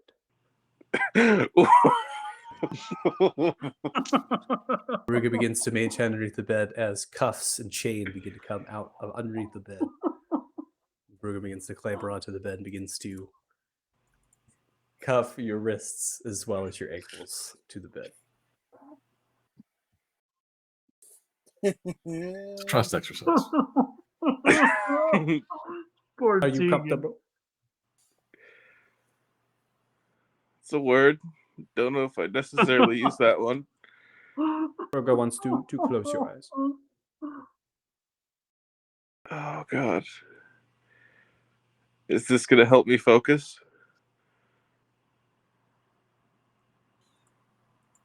Brugger shakes the head. I close my eyes. You can feel Brugger climbing over near your head.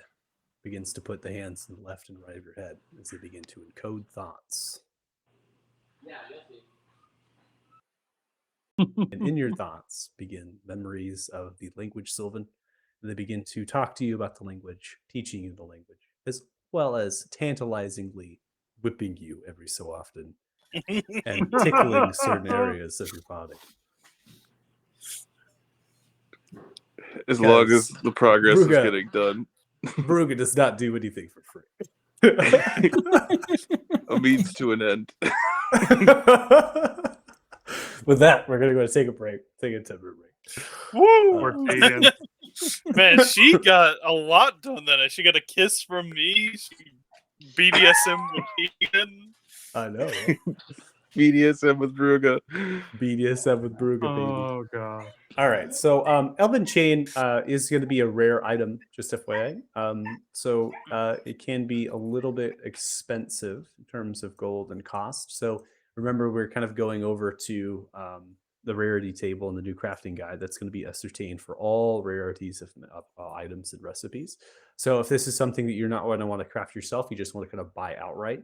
Brugge doesn't have Elven Chain on hand, but terms of creating it, they know who can create it and craft it.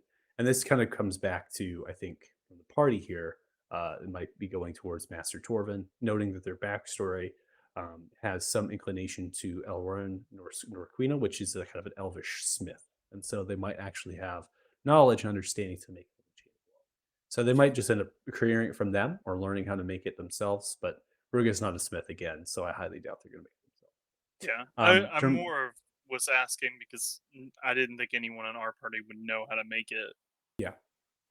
Yeah, so they can do two. They can either tell you how to make it, so you get the recipe for how to make it, or right, they could just buy it or have them buy it in the sense of having the blacksmith make it for you. Yeah, it's up to you. I think it would just how much would it cost versus how much it would be to make. So the costing of it, so the rarity is rare. The actual costing of rare in terms of buying the product is going to be a decent amount. So I'm going to go ahead and go through into the document, kind of spell things out so that way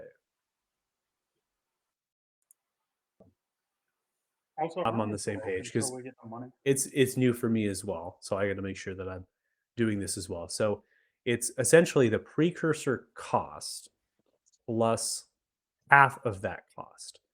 So the rarity determines our initial precursor here. So a rare item is 20,000. And then plus half of that would be 30,000. So to buy Elven Chain is 30,000. It's simple, but again, it's as simple as that, following along with the table. So that's how much it'll be. That's how much it'll be for a vendor who can make it. They're not going to do an upcharge or some sort of other price that's otherworldly because they're already doing an upcharge, right? To make it yourself, from precursor materials would be 20,000. So they're already putting on a 10,000 upcharge to make it, right? Now, if you got the creature materials for it, that is going to be significantly reduced in price. However, since we're just starting out, we don't have any of those materials available. So,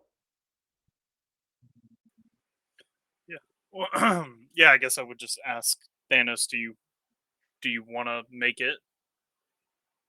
Are you okay with me buying it outright? Yeah, I mean, this is like a party fund kind of question. So to you, Thanos, the DC to make it is 18, and you can cut that cost down from 30,000 to 20,000. You can save the party 10,000 gold just by smithing it yourself. You know what your rank is, so you have right there your passive as well as your active. So the passive's been reduced from a base of 8 to a base of 5 now. Mhm. So as a journey, it's 5 plus proficiency plus ability. That puts me at 15. Ooh. Correct. So you'll have to make an active check, but you have plus 10 to that active check. And you'll still add your proficiency and your ability score to the check. So it's extremely high value in success. But there is Okay. still a little bit of danger with the roll because you could get a natural 1. Yep. I think I don't know if this would be possible, so I'd also ask this. If I stood over his shoulder the whole time and like watched him do it, could I chrono shift it? Do you chrono shift the Yeah. craft?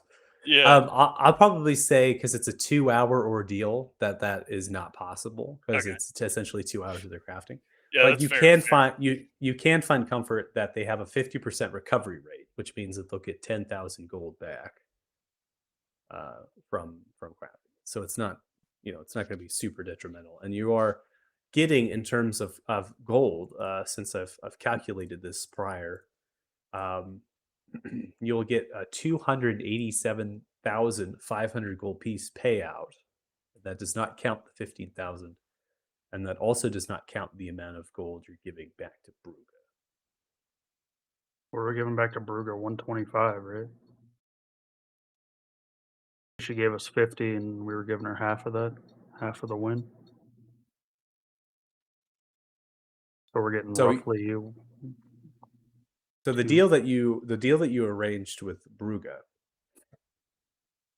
was 50% of the winnings. And the winnings in the sense of how much they were putting down and then turning and then getting back. Adam, you're muted, by the way. If you're talking, I can't hear you. Right, 50% of the 250, but then we also bet some extra. Yeah. Exactly. So we calculate that.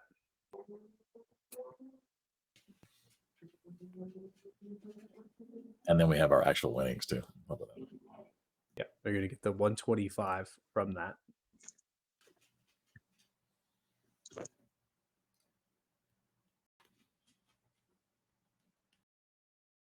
Oh, my thing is bugging out.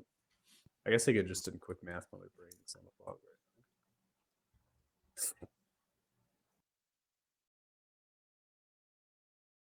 You will acquire 177,500 gold. That is with the cut of Brugge. So that puts it in perspective of what you can use with this gold. Yeah. Lots of Elder Eh. Chain. Yeah. Well, and then I was gonna say, but we don't really have an idea of how much this boat is gonna cost. If you I really still don't understand this boat thing. me either. I'm So not gonna- I actually I've created the dock world item. So it's the actual item for it. I've actually created that. So it's a structure you can make in the game, and I put in their rules to make ships because I thought that goes hand in hand. So to make a small ship, which is navigatable for rivers and essentially shallow bays, that's going to be around 3,000 gold pieces. And Oh, then wow. to make a medium-sized ship, which is for bays and seas, to actually go onto seas, and essentially you can't go outside of the continent, that is 10,000 gold pieces. And then to go make a large ship, which it can be constituted even as like you can make a warship and shit if you really want to do at that point. That can go across oceans, can be years at time, right out at sea. That's 50,000 gold pieces. So you can literally make a fleet of ships right now if you really Yeah, want. Oh yeah. It's not to. Not that much. Yeah. The issue is time to construct that ship. So it's 10 days for a small ship, it's 20 days for a medium ship, and it's 40 days for a large ship, which I feel is pretty reasonable considering how Yeah. long a ship might actually. That's where we take. make our money. We get it on the sea trade. the The sea trade that's trade. blocked. Well, We also technically, could see, potentially procure one. Well, with exactly. the We ability. get in now. We disband this little Talthar blockade, and then we take over the market. You mean we're just gonna do that ourselves? We're gonna stop the whole blockade from existing. Well, I mean, if there Well, are once no we get this Templars- shit taken care of, we can, I mean, you Buy guys are talking low, about sell using high. dragons. We just fucking fly over the blockade. I mean, Hey man, you know, Daenerys forgot where the Iron Fleet was. We might forget One where the ask Fleet from is. Tresgol. That blockade. Yeah, you want No. the Herald of Tresgol. You know how to deal with the blockade. You just get Big Daddy over there and sweep and blow all over the ships. You just be like, "Hey, I got your babies sent back. Can I get a Yeah. favor out of you and blow?" But this your blockade babies, up?" your babies were sent back, but they were captured by the Talthar blockade. Oh no! Right. Yeah. What No. did you I mean- say? Yo, filthy Talthars! You gotta go deal with them, Big Daddy. I will destroy every Talthar. No. Just send a message. You Just see him do on the the ship. You're like, blockade. you're on your little sloop or something. You got a little spyglass, right? You look at, you just see the little people. Ah! You roasted, electrocuted, splintered for blasts of lightning. It's this dragonflies Turn, overhead. turn, yeah, look so we- directly into. So we turn looking- definitely have enough money to get the Beskar plate, the Elven chain, and a ship, right? Yeah. And then have plenty left over. Yeah. So the Beskar plate, that price, I'm not changing that. With the new rules, obviously, Beskar plate is probably more expensive, but that again, we're not retconning that kind of stuff. That's just ridiculous. So, but yeah, you have plenty of gold to go around right now in terms of things you want to purchase and stuff. So, you could even buy structures, or if you have carpenters or masons, you can actually start, making them yourself to save on cost. But with a dock, technically you could build a dock, and then that will hold 2 ships at harbor for repairing and resupplying them. So you can get started on that. It takes days, a number of days to make these structures. And so it's kind of one of those things. If you have extra gold and you're wanting to sink it into something, investing in real estate and building these structures actually could be kind of helpful in later points. So And given that we can't move the gold very easily right now. yeah, one of them is a bank. So you can actually do a guild house or a bank, right? You can actually store the gold somewhere. The bank comes with security of like guard or mercenaries, quote unquote, and you can actually upgrade that to like guard and militia. The guild house, you talk about like making an empire of some kind. You can actually create a guild house, have a whole thing where you're like, hey, we want to make ships, so we want to trade overseas and start kind of building rapport and having a way to collect gold naturally without any sort of issues. And the guild house could become nice as well to have essentially messengers or eyes, right, out in the world. And so if you're worried about things hunting you or finding you, having individuals that are on your side being able to be like, yo. Or you mentioned, hey, is there, someone in charge of the mages here? Is there somehow we can go fight them, and stuff? Having those eyes to the ground, not having to pay for that service from the Rudukar or wait for them to figure it out, could become just helpful. So that's something I would say, the structures are more of like kind of if we've spent our gold and we have nothing to spend it on, they can something to be helpful. I But was getting also gonna, go for it. I was also gonna say Thanos needs new armor, right? That was something you were pretty. Oh no. I got breastplate before we went in there. I made a Oh, trade. okay. I didn't remember that. So I yeah. have shiny new armor. So yeah, I think we're pretty much. Do we have anything else that anybody wants? Maldor was gonna work with Ruger to try and get a it's changed now, but essentially an upgrade, an enchanted focus for his spell DC. Okay. It's actually probably going to be more. It's going to be more cost effective in that regard. It's actually cheaper technically. These Yeah. rules for getting +1, +2s, because +1 is uncommon, +2 is rare. Yeah. So, Yeah, you'd probably go for a +2, I think. so again, 20,000, or if you're going to just buy it outright from Bruga to make it, it'll be 30,000. So Yeah. easy peasy. Do you have We anybody can talk sold in Money on alchemy? Maldor. Right. We don't Yeah, have or to. You guys were ones who were like, we got to get this armor. Like, it's expensive. Like, it's nice, but it's fucking expensive. Like, I mean, I just want us to have the best car. If you decide to get rid of it later, I can turn it into something. you just want to melt I it. just want the best car. Yeah, that's pretty what the much best all I want. car ingots. Why do you go steal it? That's so shitty. This guy's like, this is my life's culmination. It was Yeah. like this gift for his graduation. Yeah. I'm not That's evil. does that you think it really stops Thanos though? I mean, as a character, He do you already think he tried really to buy it, to cares? be fair. Yeah, Yeah, no, he- not at all. I- But it makes it hilarious. I think being a glue then- stalker, just being invisible at night, walking in the back of the you know where the back door is. All it takes is yeah. 3 arrows to put that fucker down, and then you don't even need to kill. All you need to do is you need to go in as a smith, be like, hey, I'm going to work in your forge, which they've already offered. You could work at the forge. You work at the forge, you practice, and you start doing things. And at the end of the day, when you're closing out your shift, you just rig the lock so it doesn't actually lock on the back door. And then, Gloomstalker, I'm invisible. You just walk in the back door and start taking the crates out of it. 'Cause he doesn't. Especially with pass without a trace on, so I just pick it Yeah, up you wouldn't even know. Oh, Just God. steal it from him. I hate And it. I Thanos hate it. lift a crate of ingots. I just throw it in the bag of holding. But now, I was going to say, he's got a bag of holding. He just throws it in the The sack chest and holder. walks out with it. Or I've the got like chest. 8 different things to throw it in. Yeah, Just don't put it in the bag of devouring. I mean, I can put it in there. I just have to take a 50-50 chance on whether I live getting it out or not. The bag of devour would be super funny. If you threw it in there, I would just.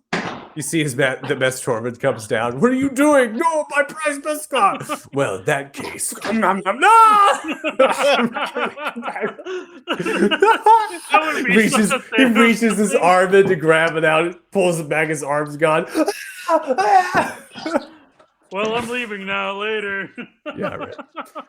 Okay. Well, I haven't transitioned us to break, so we're letting you all kind of talk about crafting stuff, and definitely come to some. We can definitely take some time after we come for break, deciding what we want to do with the coin, and all that. So for now, I'm gonna get us to break. So if you're watching here, thanks so much. We'll be back about 1:40 p.m. PDT. So hopefully you join us when we come back. We appreciate it and see you in a bit. So bye. Bye. later.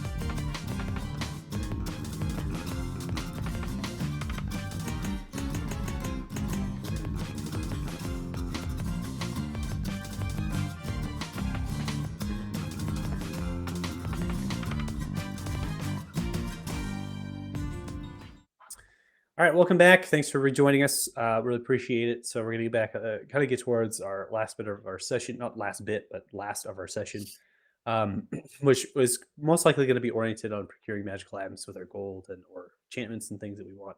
Kind of getting ourselves ready to go before we depart for other things. Currently, where you all are at, it's the night of the tournament day. We have yet to even sleep per se. And Tegan, you're right now getting an expert lesson on the language itself. Very intimately done by getting your thoughts encoded by Bruga, giving you memories of the language, things that will help you and guide you on your endeavors. Now, this is not going to give you proficiency in the language, but it is going to give you an understanding to know what the language is to take the education yourself. So I'm not going to have Bruga just instantly give it to you, but it's going to give you enough to be able to work on it yourself without the aid of someone else or having to do anything else. In addition, when you get in the marshes here, you're gonna. I'll let you recognize things, and we can work through understanding what we'll say. So, just have to ask right now, since it looks like we're all kind of coming down to get ready for sleep, rest ourselves before the next day, getting to that meeting at noon tomorrow. Is there anything anybody wants to do for tonight before they go to sleep? So I have I still have Freemar's spell book. So out of that, I will, before I need to go to bed to wake up in time for the meeting tomorrow, I will start to transfer over invisibility into my spell book. So copying over invisibility, no worries. All right. Anybody else? Nope, not tonight. All right, sounds good. So I'm going to go advance the time clock. Obviously, there's going to be an error because the permission thing. It's never going to change ever. And we're probably on a new version of Foundry, let me tell you. I'm going to advance the time clock to a pretty good point. And you're all more than welcome to take a long rest. Tegan, during this time, you're getting worked over by Bruga. Eventually, the soothingness of Bruga is enough to begin to put you to sleep. At that point, the cuffs are coming off, blankets put over you, and Bruga sleeps right alongside you, nestled in the crook of your arm. But that is the extent of intimacy.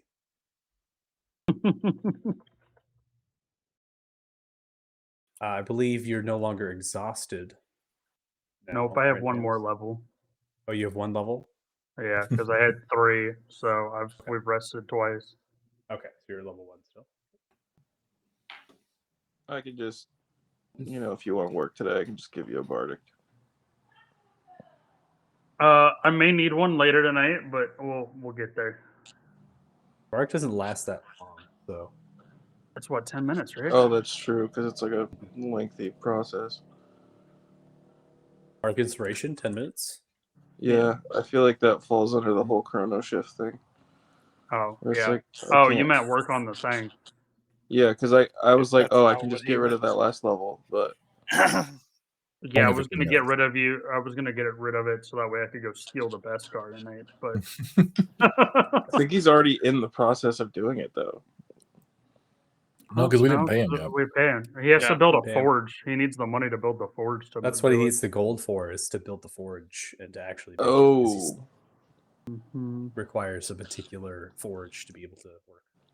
so we're gonna set up a trade route in a city where you screwed over one of the major players in the I economy of won't this town. know who did it. Yeah, until he sees, fucking 6'6" Maldor walking around in Beskar. Nah, but Maldor's not getting Beskar, so I'm gonna. Hey, I'm gonna Master use the Torvin, how's it photo going? Wait, who made that for you? Haha, good question. thing. Went all the way to Temeria for it, didn't you know? Yeah, Been here. teleported. No, he bought a boat. We Bought a boat, sailed there. You gonna build a cannon? God, Don't worry about it. Let me steal the Beskar first Steal the before we make Beskar, plans take for the my cannon. Beskar.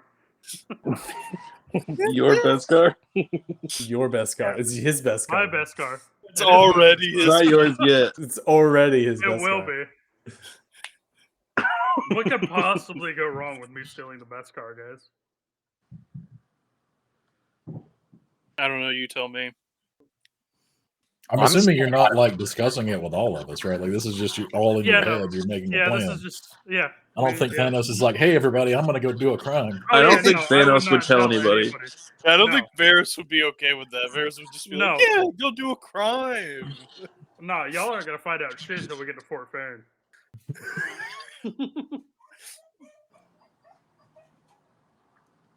What does Beskar do as a weapon? A lot. +1 to attack and damage and an extra damage die. It's like Darksteel and crack. Mm-hmm. And the damage die is what? Lightning, right?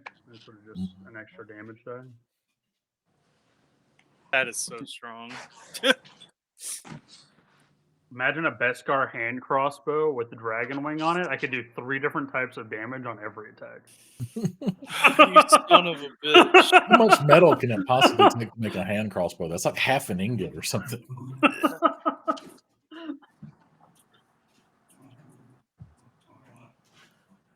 When does min maxing go too far? The whole But point they- of creating the but crafting all- guide was for min-maxers like Deuce.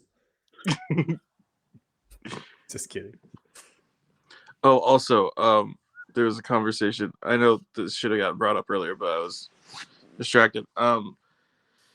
The Rhythm Maker drums. Now, do they fall under the whole non-attunement thing, or because of the extra ribbon abilities that they have, they fall under the needed attunement?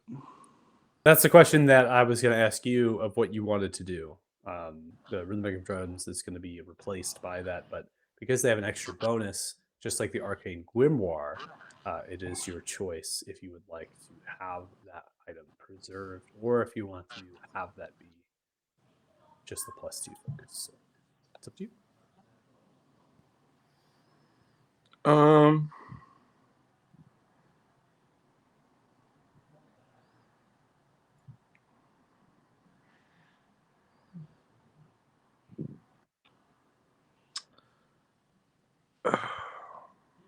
Thinking about it. That's fine. That's why I thought the last bit of our, that's honestly why I thought the last part of our session here probably be spent because people have to kind of come to these conclusions, really think about what they want to do. 'cause It's just, definitely a change. It's pretty big. So it doesn't seem like that big a deal, but with my gift and everything, 1 Bardic is actually pretty valuable to be able to regain 1. oh yeah. Yeah, I honestly might just turn mine into just a +2 because I don't use the arcane recovery feature enough to merit. You will probably. That's just me. I was gonna say that man even created a potion to do that type of thing for you. Like, Yeah, I don't know. did I created a potion to get you back spell slots. I wonder why I did that. That's pretty huge. They have that? I didn't see that potion. Oh, yeah, recovery of 2 spell slots, 5th or lower. It's a very rare potion. We're preparing for war, man. There's two types of potions that will help you. There's a potion of immense energies, which is recovery of 2 spell slots 5th level or lower, which is very rare. And then there's a potion of energies, which is recovery of 2 spell slots 3rd level, which is rare. That is pretty good. Pretty good. I Yeah, thought. I mean, never I mind. put a lot of effort into it. Let me tell you, I really hammered it into this thing, and I was like, "What would these players like?" And I was like, "You know what? Spell slots." Yeah, I don't know. Oh. Maybe I shouldn't. I don't know. The thing is, I feel like I'm chonked on our attunement slots, so it's so hard to decide. I But have I a guess free if one, the cloak but of protection is freeing up 1. Exactly. So the cloak of Yeah. protection is not going to have attunement. So that's what I'm trying to. I'm not going to change character sheets right now. But if we go through crafting, we do this stuff, then I'll start kind of plugging away at it. But we're here to play the session, so and I'm not trying to force the crafting down your throats, right? So Mhm. Yeah, but now we're all trying to do math on how to min-max our characters now. I so- know. I noticed it. I don't know what to say. Maybe. Hey, you know what? The crafting channel Discord is getting removed. The Excel sheet is no longer. All the rest of them is gone. Torching them. They're on fire. It doesn't exist. Scorcher! Oh, I'm Scorchers, deleting the Discord baby. server. I'm deleting the Twitch channel. We're done. We're done. We're We're done, done. man. I don't know. I kept saying that. I was like, oh, I don't want to really get into crafting that much, but it's so strong. If you I know. really Never, into like it. Peyton is like, I have to do it. You're almost like it's like the dark side of the force. You're just like you don't understand the power. From my What's point your- of view, the crafting is evil. Oh, this is so hard. I think we all need a +2 something of protection at a minimum, though. Just throw it out there. I would be okay with that. You know, being more protected is from the last couple battles is obviously Considering what I I gave up my cloak for nothing, yeah, I'd like something else, please. It's like, I'm not gonna have an attunement slot, so take it. And then I was like, oh, actually, I do have an attunement slot open, and now they don't require attunement, so it was double stupid. Get wrecked. GG. I want my staff of warding back. No, I'm kidding. I don't need it. You couldn't unlock the full potential of the staff. He's killed with it now. He's got blood on it. He didn't kill anything with it. I don't know. I saw It that thing turned to decay dust. and crumple. Yeah. It turned to I'm dust. actually the only one that's killed with it. Where's my glory? To be fair, did Varys. you actually kill with it, or did you just knock out Denied. the automatron that He repaired smashed. it? He I smashed smashed Claptrap. it. I smashed Yeah. it better than you did. You couldn't even hit the damn thing. Huh? No, I didn't have a problem hitting them. I had a problem putting them in a bag for some reason. Oh, that's what it was. Yeah. Yeah, I was trying to kidnap one. trying and to I couldn't put it in a capture bag. him. Old ham has Yeah. done hard. Listen, those things almost Mhm. killed you, and I saved your life. You should be Yeah, grateful. you would try to Damn it, capture it, Tegan. and Grateful, miss, you and son then of a bitch. Tegan would shoot them and kill them. You know what I do to get this hat to work? If I wasn't there, I don't want to think what could have happened to you. Yeah, I would have been fine. but yeah. Anyway, Anyway, we're meeting up with those people today, right? yeah, like noon. We have like 4 hours. So we're meeting up with them, and then we're telling them all the stuff we want, so they send the gold directly to them. If available as an option. Well, we were gonna do that, but now we're not buying anything from the blacksmith. So the only thing that we might send money for is the boat at this point. Why? Well, yeah, because then, oh yeah, because then Bruga's gonna find out the chainmail stuff. But how do we get the materials for the chainmail? Just buy it through Bruga. Let Bruga go buy Yeah, it. Bruga can go procure the precursor for Elven Chain and then just bring it here. There's plenty of things here that they can do to make a forge that can make Elven Chain. This is a literal magical dungeon constructed underneath a massive city. But she doesn't have a goddamn forge. Well, of course not. Bruga's not a smith. They have little Bunsen burners for their brews and stuff. You know, come on. Where'd she get all this nice pipe work from? Where do you think? Bruga hires many that will clean her pipes. I've Golly. heard tales of the people that clean Bruga's pipes. I've heard Tales of tales. such people. But tales of such people. You know, I'm sure Bruga you may not be a smith, but her downswing is something to be desired. There's another chamber that has a larger area and stuff, that workbenches and stuff that I had described. Lucar is the only person who ventured up that way, but definitely a place that you could probably fit a forge area, kind of construct things that stone bring materials in. Totally possible. Or even just teleporting you into Master Torben's and forging in the forge there. So it's really eyes and ears in terms of moving around, not necessarily if you're teleporting to a space and then you're teleporting back, unless there is literally a mage of reckoning, literally in the smith, which is kind of strange. But they might observe it. They might be looking at the building, but not looking inside. Fair. I wonder if There's you definitely possible. if we like cast invisibility and use that to move around, if they're like scanning everything with like a see invisibility spell, or if they're just like looking for us.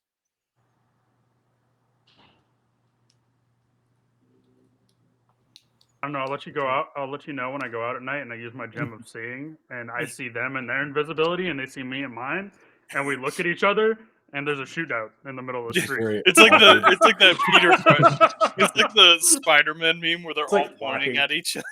Walking down the street, all of a sudden, stop. You just look. People at crossbow, they pull out their staff. Honestly, I across think the room. Thanos was that. If Thanos doesn't have any way to let us know he's in trouble, he's just I just Oh, you'll hear imagine- the explosion. Honestly, because Thanos, your initiative is so high, I just imagined like it'll be some Western draw where you pull out your hand crossbow and you go fire off the bullets like a revolver, like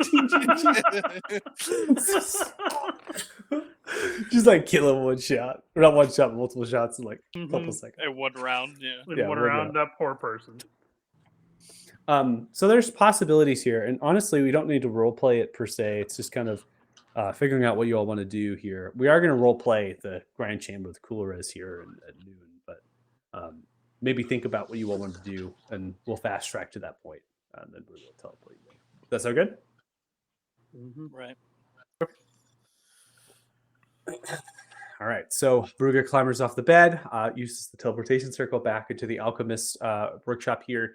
Eventually groups Lucar. You're in the actual dining chamber of the dungeon. There's multiple different foods and things. You're probably rested there. You'll also notice that they has a stove there that doesn't seem to be generating a whole lot of smoke. The coals seem to continue to bring out heat, and there is a pot or a cauldron in there that is cooking food, and very similar to Headmaster Poreg with potions that they would kind of dot in. Food would spring. Whereas this, it just seems the pot keeps conjuring food randomly. So as soon as you're kind of pulling food out of the pot and putting in bowls with a mixture of other goods that are procured from the city here, spiced onto the table, cheeses and fruits and things, all of a sudden the pot kind of jiggles a little bit and you lift the lid. It's like the pot's full again. And you close the lid. Almost like the actual cauldron is enchanted to continue to conjure food of some sort in it, which is a very nice stew of fish and other things in the red sauce. So you're very happy with that. It's also warm in that chamber. There's no water flowing in that chamber either. So you group together. Bruga is going to continue to use the teleportation cylinder after tinkering it for a little bit, getting it recharged, or maybe finding another one in their disposal. And they're going to teleport you to Coolrez's chamber here at noon. So it's time clock. How much is one of those? That's something to ask, right? Yeah. Just.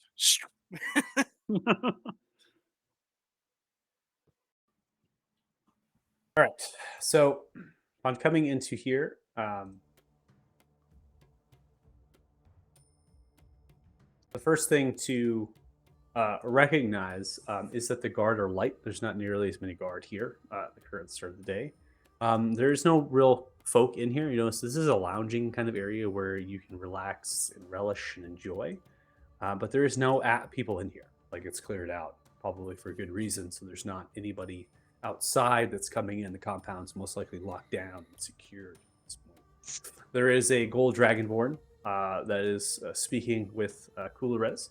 There's no Keel. Keel's not here. Sorry, Lucar.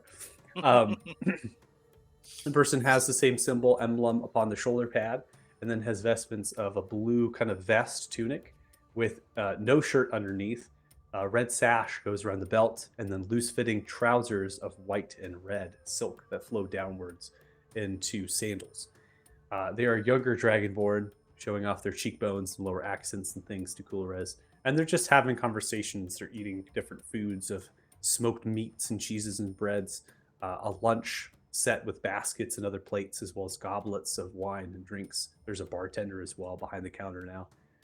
Seems to be just a common folk, maybe perhaps someone that routinely works here on service for the house. And Coolrez sees you all as you teleport into space. Bruga moves kind of over, and you got a space out from each other, kind of group together after teleport. Coolrez just comes by, sidesteps, and bows the head. Ill-fated. You have arrived. I have procured numerous amounts of foods from the bazaar.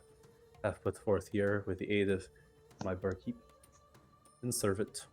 You may eat at your heart's delight and drink as much as you wish, and I will bring good news to you. This is my shipmaster, begins to motion over. The old Dragonborn begins to move over. Rukal. Rukal just slowly lowers the head, runs a little bit and snorts. A little flame kind of shoots out of the nostrils. They coordinate the fleet of ships as well as repairing of the ships from the shipwright here in the Lathan. They are far traveled across the world and a fine navigator.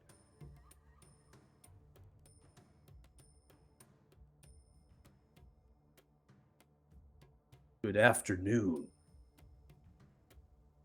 It's nice to meet you. Well, You as met. well. As they reach over and grab a handful of dried meat, gonna slurp it up, eating it. All right then, do business.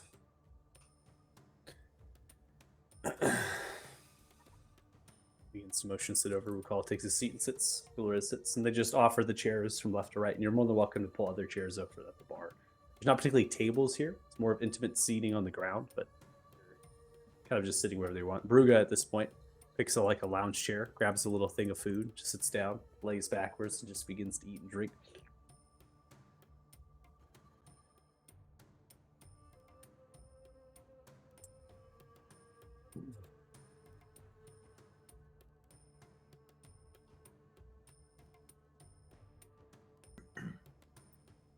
I like how you're pinging. Take it. Come on.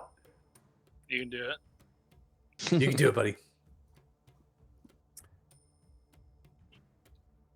So, after getting some food, settling yourselves down on the ground, or using some of the chairs, use Kulres holding a tumbler with the same liqueur. Call just has a metal tankard of some kind, some ale perhaps, turning around their chairs like kindergartners sitting on the carpet. Story time. Today I brought my goldfish, Thomas. He is a good boy. Kulres and Rukal are going to grab a couple pillows and things, elongate. You guards also come over and facilitate elongating the space and sitting down, moving some of the actual planters, the golden accented jars and pots and things. Are moving those up, sitting down alongside, treating you all as equals with respect. So, down to business. I've spoken with Master Stazel Sadek, and they are more than welcome to agree to some procurement of resources and vouch. You are to procure things within the city. You only need to mention that Master Stazel Sadek at House Fortune and Favor holds the coin that is needed for such purchase. After you have made your purchases, you will tell me where you've made these purchases, and I will communicate with Master Stazel Sadek to send an envoy for coin. I do not need to know the value of the items or what you are purchasing, just to know the locations of said purchase.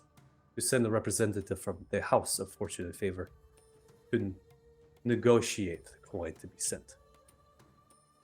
They are not wanting to move coin themselves. House Fortune and Favor is closed. Their enforcers are blocking the doors, and they are safeguarding the house. Of course, that is not where their coin is stored, nor where my coin is stored. We keep this off-site and hidden away for good reason. There are many entities and organizations that move against businesses and companies and guilds. Not of nefarious purpose per se, but it's not like anybody would steal your coin, but is of utmost precaution and of necessity to protect one's earnings. Do you have any questions on this, or is there a change of plan, perhaps?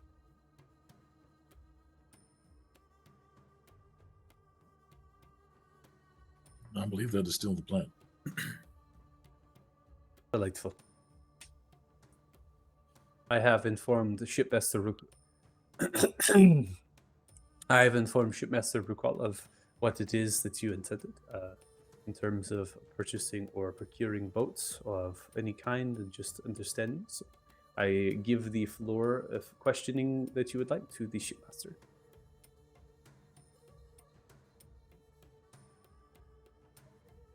Yeah, I'd speak up. So, just say we're looking at the map and some of our more immediate plans.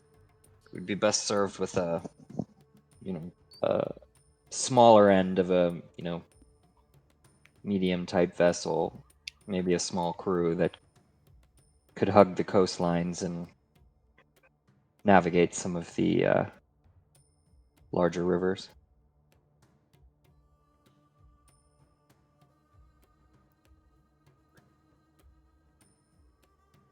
Hugging the coastlines and moving about smaller, I should say, larger rivers.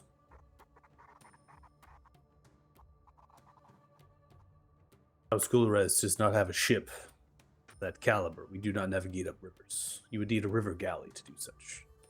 Something that is also capable of pitching itself into sea in harsh weather. Moving around the continent from the north is difficult. The frost horde is treacherous. The ice flows and fjords are bountiful. And given the season, frost giants will be in their longships to raid. When we go around the North Pole, the north side of the continent, we take to open water to ensure safety. Ship that is capable of traversing open water is not capable of going upriver. You can always try south. That is most difficult. The conditions from the volcano, the Isle of Bure, Mount Travar, have clouded the skies with black. Lightning will strike down, not see it. The seas turn, of course. The tropical waters are fluid, and storm might be afoot as well. Again, not being able to be seen. And that is the least of your concerns, for there are 2 dragons that attack ships within the seas that surround. A red and a green, large and impressive. Our ships traverse north. We do not go south.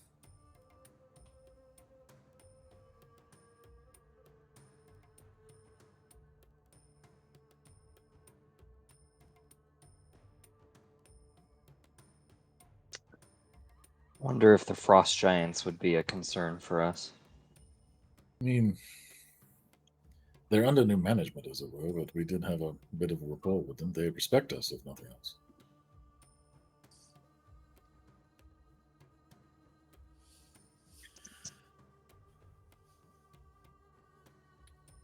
So basically, what what he's saying is that any ship that we could take up a river, we can't use to sail the open seas. Not in the surrounding of the continent, no. You might be able to take to open water on the west and east side, or even further south against the tropical waters, but not to the far north, which is where it's most safe.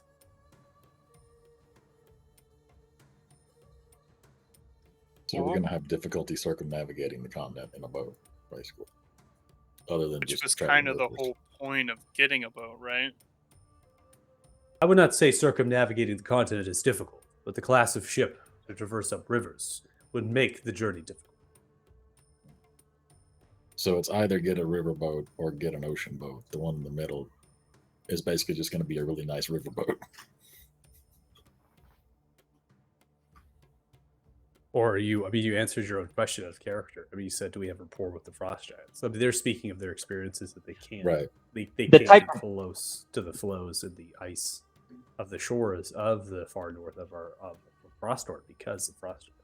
Yeah. So if you have rapport with them, I mean, technically you're bypassing them. You can use that. Yeah. Then the class of boat that we could get up rivers would just be able to hug the shorelines fairly easily, as long as it's, like he said, safe and navigable. Which sounds like the volcano makes it very difficult to the south. South Yeah, travel I think- kind of off limits. But we do have rapport with frost giants, so We could go it might- north. yeah. Probably. And south-wise is an option. I mean, there's still traders and people that go south. It's that the weather is unpredictable because you can't look into the skies, and then you also have threat of dragons attacking. So, depending on the banner, depending on the size of the ship, if they spot you and other things, I mean, you could just be an absolute sitting duck out there. And it seems this shipmaster does not take that chance. Yep. Well, I think for us too, like immediately, right? Being able to get to Fort Farron or Belder or even like Paline or the Bay or something is probably Being able to shoot the bays and stuff, is still probably useful. Mhm. And then Yeah. also being able to go upriver.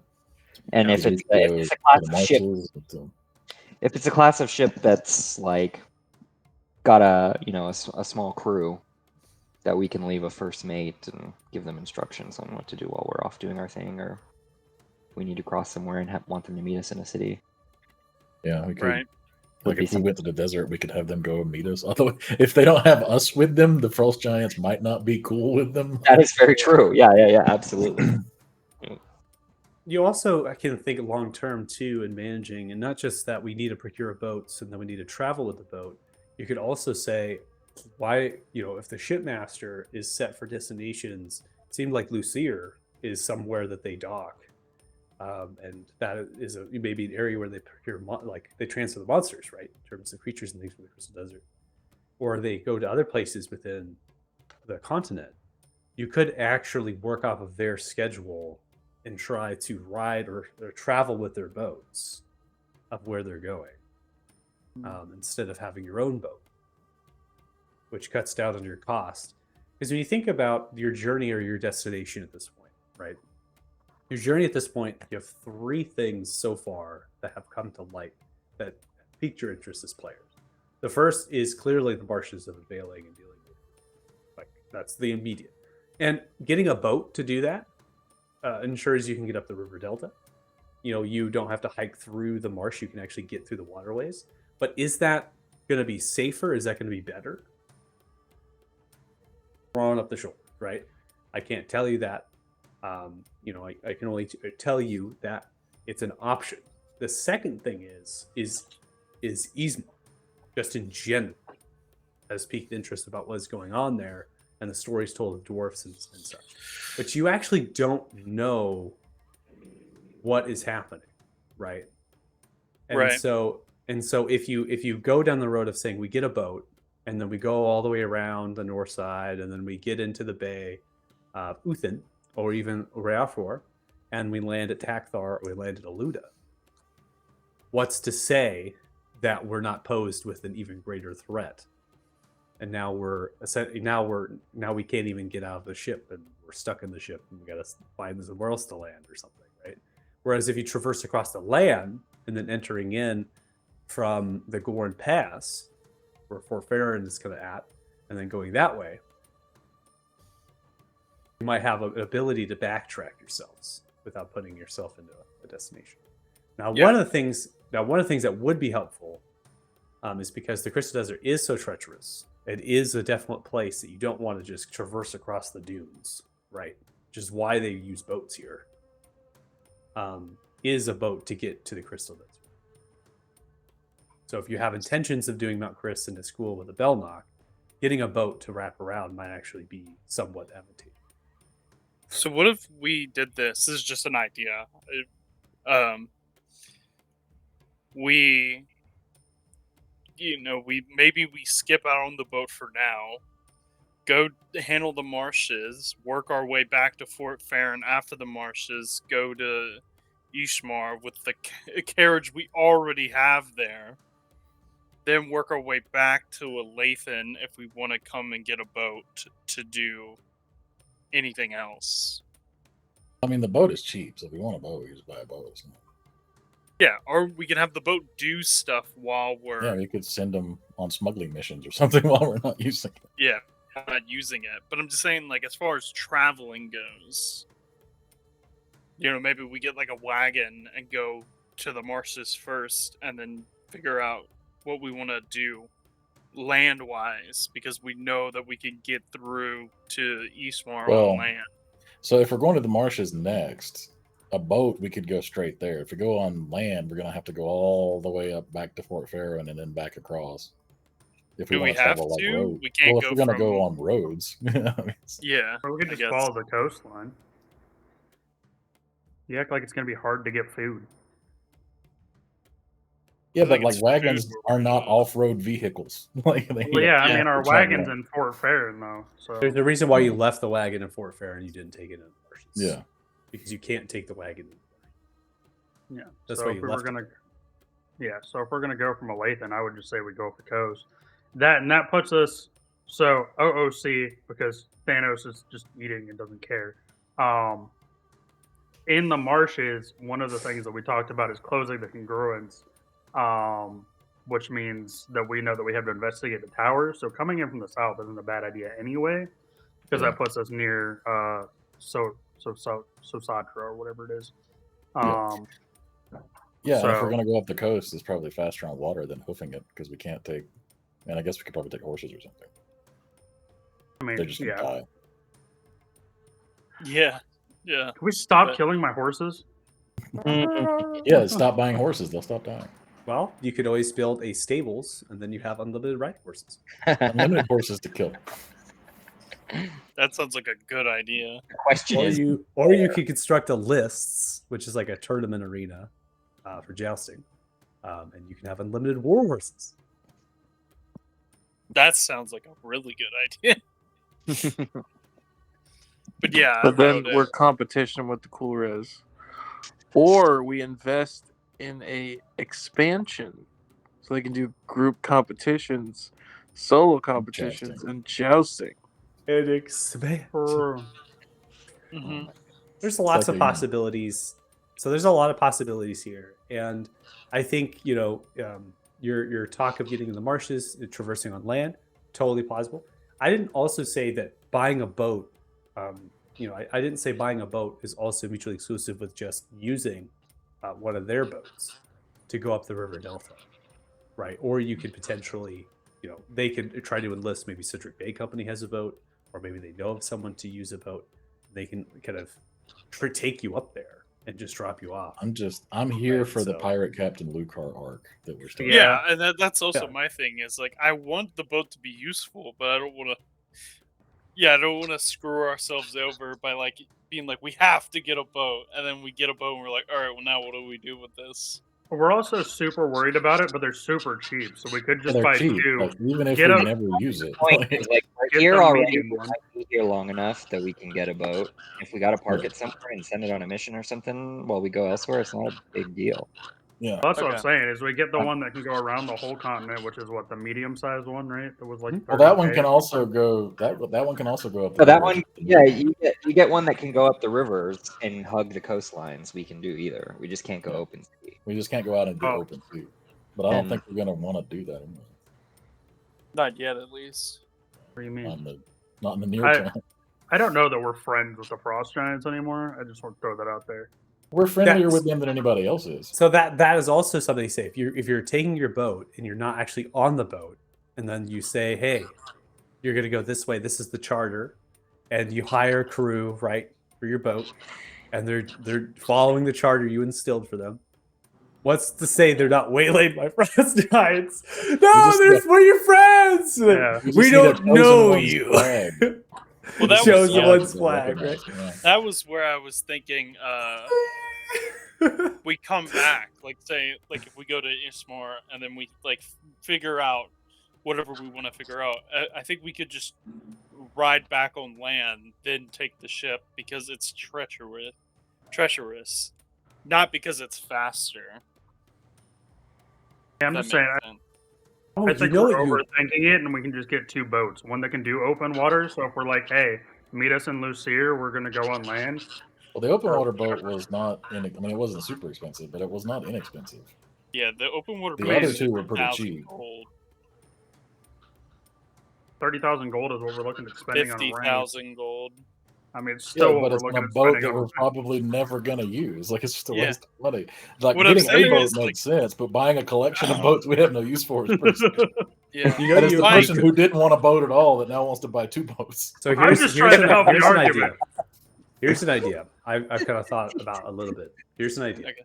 Given your 3 things of what you want to accomplish, if you did them in order of how, if you did them in order of eventually having a boat and using a boat, right? What you could do is you could have the boat go and then drop you off at the river delta, have a medium-sized boat for bays, seas, and large rivers, right? Essentially a river delta, passing you to where you want to go in the marshes, then sending the crew to go dock either at Aluda or Takthar. And then you physically go into Ismar with your wagon. And then upon doing what it is that you wish to do, you reconvene and you meet up with them at the dock of their port. And you take the boat then down to Lucier or another dock in the Crystal. Beyond that, a large sailing ship can probably have a keel boat on the back of it that you can just drop in and take up a river. if you Also, want to. theoretically, could we put a teleportation circle on this boat? No. You can't put anything that moves or physical like movement stuff. But good thought. That'd be really, actually, honestly, really overpowered. Yeah, I mean, you could put it on the dock somewhere if we just always had them go back to the home shore or whatever. You just need to. Then it wouldn't be secure then. That's why you could build a tower. A tower secures your teleportation circle. You could buy, next to the dock. I mean, it doesn't Yeah, have to next be to the on dock. the dock. On the I thought you dock. said a Visit- town. No! At that point, we may as well build the outpost so that way people come and trade and we Pretty much. start doing We other might stuff. Just make a Yeah, town. Are you we got just it. gonna Can plan we the just make whole a town? Build That's all what I was saying down. earlier. We just build a whole town at the south side of the marshes, and then we go clean up the marshes. We'll be There's early. already one that's destroyed. we're- that we we're- can we're use. Norfolk is gentrifying- dust. We're There's, buying like, it early buildings before we and shit there. gentrify the marshes. Yeah. Oh my God. Yeah, pretty I- much. I think at this point, Thanos is overestimating the amount of gold we have. No, Fuck it, let's buy Thanos just 12 wants to boats. be over this conversation. I and want go murder 12 some boats. shit. I mean, I want an do too, armada. I want an I do too, armada. but- I wanna have a don't fleet. have to talk about this, but I also don't want to be like, we got all of our gold and now we're broke. I mean, I mean, I'm that's- fine with so that. We're part of about the to go problem- murder a dragon. You gotta I mean, spend part money of to the make thing money, is, Varys. That's all We I'm saying. can't take the money with us, literally. Like, we can't move it. So Right. like, we need Exactly. to spend a lot of it or invest it in something. One or the other. Let's Well, it's not have safe. It's not safe boat- right now to move. Yeah, I mean, eventually we could. I mean, I'm not saying we blow all of it, but like we're gonna have to store some of it anyway. We can't really take it anywhere. It's the- Buy the boats, joust on the boats. Jesus Oh my goodness. War horse boats. Okay, whatever. Or- I think the medium-sized Construct- boat is- Construct a warship and work on getting arcane cannons put on and start bombarding your enemies. I haven't stolen the best car yet. Chill. No. Chill. Yeah, I mean, so we get two options, right? Right? We get You're to telling him to chill. Fucking pirate captain Thanos and Luke. I think we get the medium one. That's my vote. I'm just throwing it out there. I Yeah, mean, Yeah, that from makes a, more sense. It from doesn't a really- size perspective, Michael, if you get a medium ship, can you tack on like a small keel boat that's on the back that you can just drop off? Exactly, but that's not, and that's not going to be a boat that is quote unquote traversable up Sure. river, right? So you have to wrap your head around like what is a boat that you would take up a river that has a current that's moving, and there is not really a boat that can do that. So you're when you refer to a river, which is the smaller class ship in that list that I had stated, rivers, that is going to be more inclined of like a medium to large river. If you draw to a comparison within your mind, you would essentially draw a comparison to like a Mississippi River or anything of substantial size that's big enough that you could put a sail to, and you can kind of zigzag, right, if you're downwind, or even have oars and continue to tread water. Which is what they're saying. A medium-sized ship can do that, but the river's got to be large enough that it can do that. Where, you know, what rivers really constitute that? You aren't navigators per se, right? You don't have an understanding of the waterways of the world. And so your idea of saying what rivers do we want to go up, it has to be particular rivers. And there's actually on the map, and this is something that the shipmaster can do. We don't need to role play that, but the shipmaster can communicate to you what rivers are traversable. So the Gorn River is traversable by a small sized ship. So in Cedric Bay Company, they only use small river galleys, a particular class of ship to traverse up and down it. You can't put a medium-sized ship in the Gorn River because of there's certain sandbars and these things that become difficult. In the same way, the Farron River can be traversed up with a medium-sized ship up the river delta, then eventually a small class ship. But as soon as it gets to the fork where Norfolk is, you can't take a small size ship either pathway up that. You know what I'm saying? Yeah. Okay. Yeah. Ismar, you have the Great and Mighty Ismar River. That is a literal 6-mile wide river.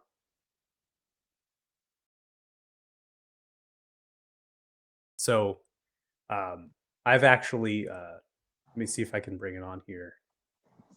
It is ready to go. I won't bring the journals in. So you're going to see journal pins that are unlinked because I'm not going to bring the journal pins in.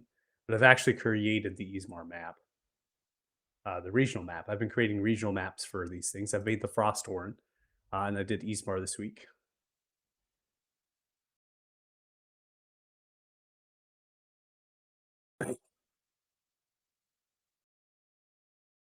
So this is what Ismar regional map looks like. So I did Frosthorn, and I'm doing Ismar. Eventually, do the Gorn Valley. I probably make one for the marshes because it's a wilderness. So this is the stuff of work I'm doing. This is all done in Photoshop. I showcase this to the Monday group. That's a non-streaming group for the Frosthorn. So this is kind of an idea. So the measurement of this is valid. So if you have the measurement tool, you can actually measure the waterway, and it's kind of showcases to you that's about 6 miles across. The Ismar is a nomadic and destroyed region. I mark it as destroyed because it has met with numerous amounts of devastation across the time of the continent's existence, which has led to the river being massive. It's almost as if a large creature took a talon and like dug through it, right?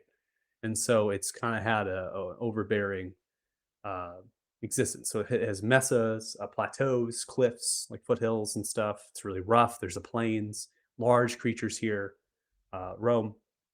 And so that river has access to the Rofor Bay where it feeds into, and that is just a slow moving river with a 200-foot cliffside that just kind of traverses through the land.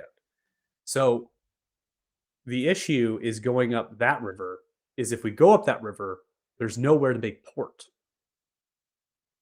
Because Twin Fork as well as Fork, that's 200 feet up a cliff to get to that. But it doesn't mean you can't drop an anchor and then physically get yourselves up the cliff. So it's doable with a medium-sized ship, totally doable. You can totally dock. Just know that there's no actual port upriver. The bridges are actual cable suspended bridges made of red rock, which is a type of stone from this region. And it was built by dwarfs, aided by orcs, a long time ago. And they are massive. Very impressive pieces of engineering. Gives you an idea. So that is one of the rivers. At 8th on, there's another river that also is equally as large. So this river over here, you can go ahead and traverse up that. That can go up. And there is another river up here that can be traversed up a little bit of ways before it gets into like a gorge and becomes quite difficult of traversing. So there are 3 rivers in Ismar that you can kind of go up. Again, very similar. Cliff sides are really large. There's not any ports that are there. So the 2 ports are the bays, Takthar and Aluda, and then the rivers are there. All right, bringing us back to here. The Crystal Desert, you can actually make port against any part of the sand. Those are literal sand dunes that just feed into the water. That is a desert that just goes into the water. So there are 2 bays. There's a single bay, Witten Bay, and Lucier sits there and has their dock. There are no actual cities or even towns within the Crystal Desert. There is only communities. So Lucier is very fluid in that way. It might have a few notable structures, and they maintain that dock, but it is wild. There is no governance. There is no actual, hierarchy figure governing these places. So what reigns supreme? Well, you've had here in this group, we've heard of Ravashid. There's other terms that have been notable players. They might have stakes, they might have game, and that leads to control. So it gives you an idea. There's no rivers in the Crystal Desert, so we don't have to worry that way. Now going further south, there is Fawinis Bay. That leads into the Silendal jungle. You can traverse that river through a small ship. A medium-sized ship can get up into the bay there, and then eventually a little bit upriver, but it's going to be too twisty, curvy, and the jungle itself feeds in with large amounts of trees. So a medium-sized ship can't get up that river. There is Yesquin. This river feeds into its lake, and that will go there. You can actually get all the way up into that lake from that river. Just note that Merlandar is a very impressively large city, and they do have a sea gate that sits over with their bridge that blocks traversing through that river into the lake. So they do occupy a bit of protection through there. And then you have the Slindar Bay, and that feeds into the Elisar River. And you can take that with a medium-sized ship all the way into the Great Lake here with a medium-sized ship. And then you can traverse up this river here, Awen, with a small-sized ship. Again, all this stuff is communicated to you by the shipmaster recall, being a navigator of sorts, and they're able to tell you this, but we'll do it out of character.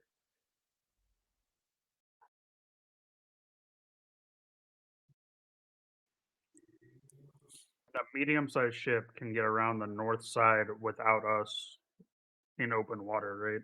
Like Yep. avoiding the frost giants.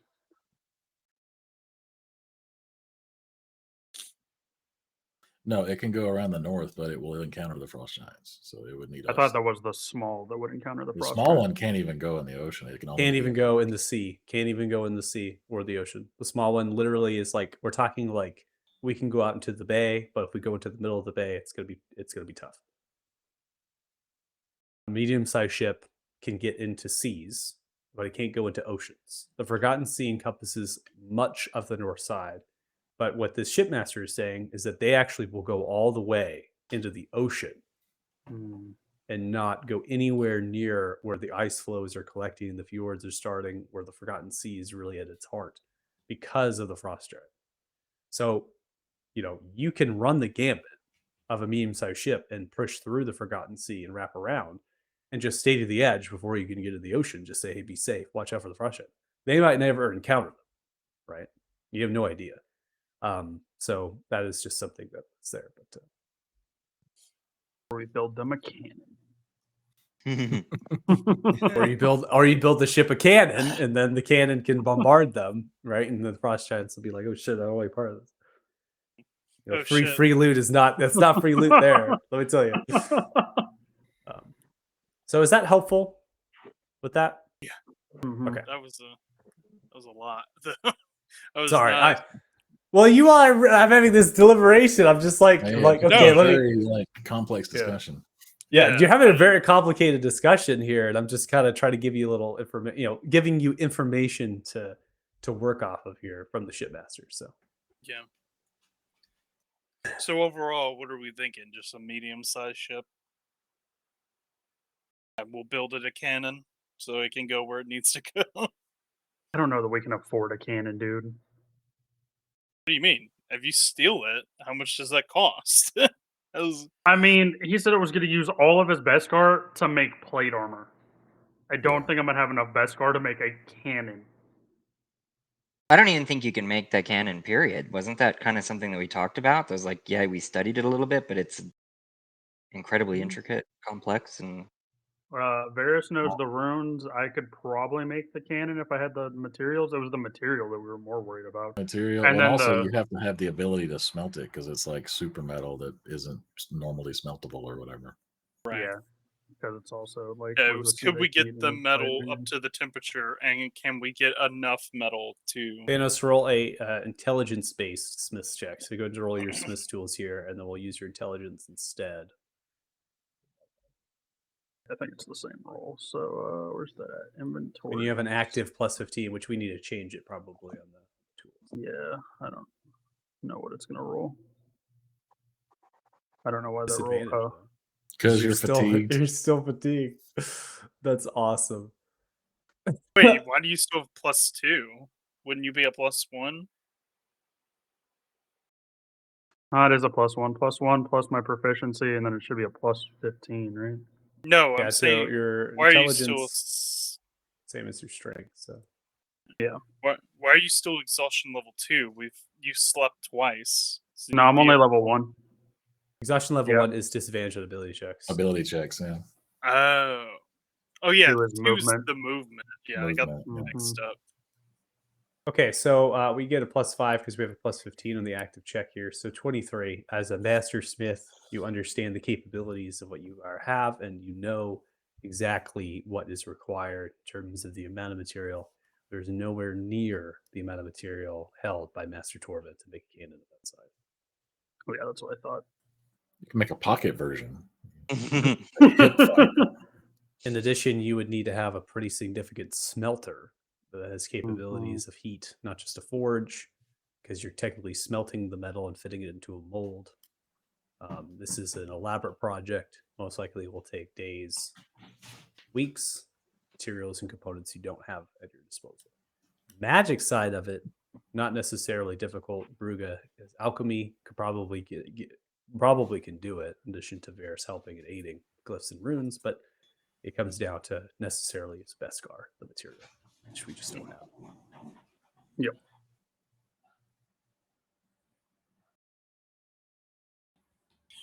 So can we, if you don't want, let's do this.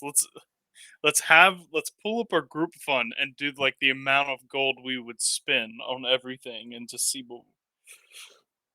what we'd have. Well, so here, I'll go ahead and pull up a Word doc real quick. Yeah. So we're getting 17,750, right? That's what I heard earlier. 177,500 gold pieces. That is in total after the cut by Brute. So, and then we're subtracting the medium size is what, 30 is what we're saying, right? No, If it's we like do 10. medium. What Is now? it 10? I thought the small was 10. How much was the medium size boat? The small size ship is 3,000 and the medium size ship is 10,000. Yeah. Okay. And then you're getting Elvish Chain, which we're saying is 20. And then Maldor's getting, what were you getting? The Focus at +2? A +2 focus. Let's just start with that. I'm probably gonna, because I'm not gonna get the armor, so I might upgrade one of my rings or something. So that's 60K spent out of, because I don't think anyone can make the +2, so it's 30 instead of 20, right? 30. Yeah. And then so if anyone else was going to get a ring, that's another 30. Which +1 did to keep that. Does everybody have one now? I don't have any rings. I don't need one, but one would be nice if we So get the how money. does it work? Can you upgrade your thing for like a lesser price, or no?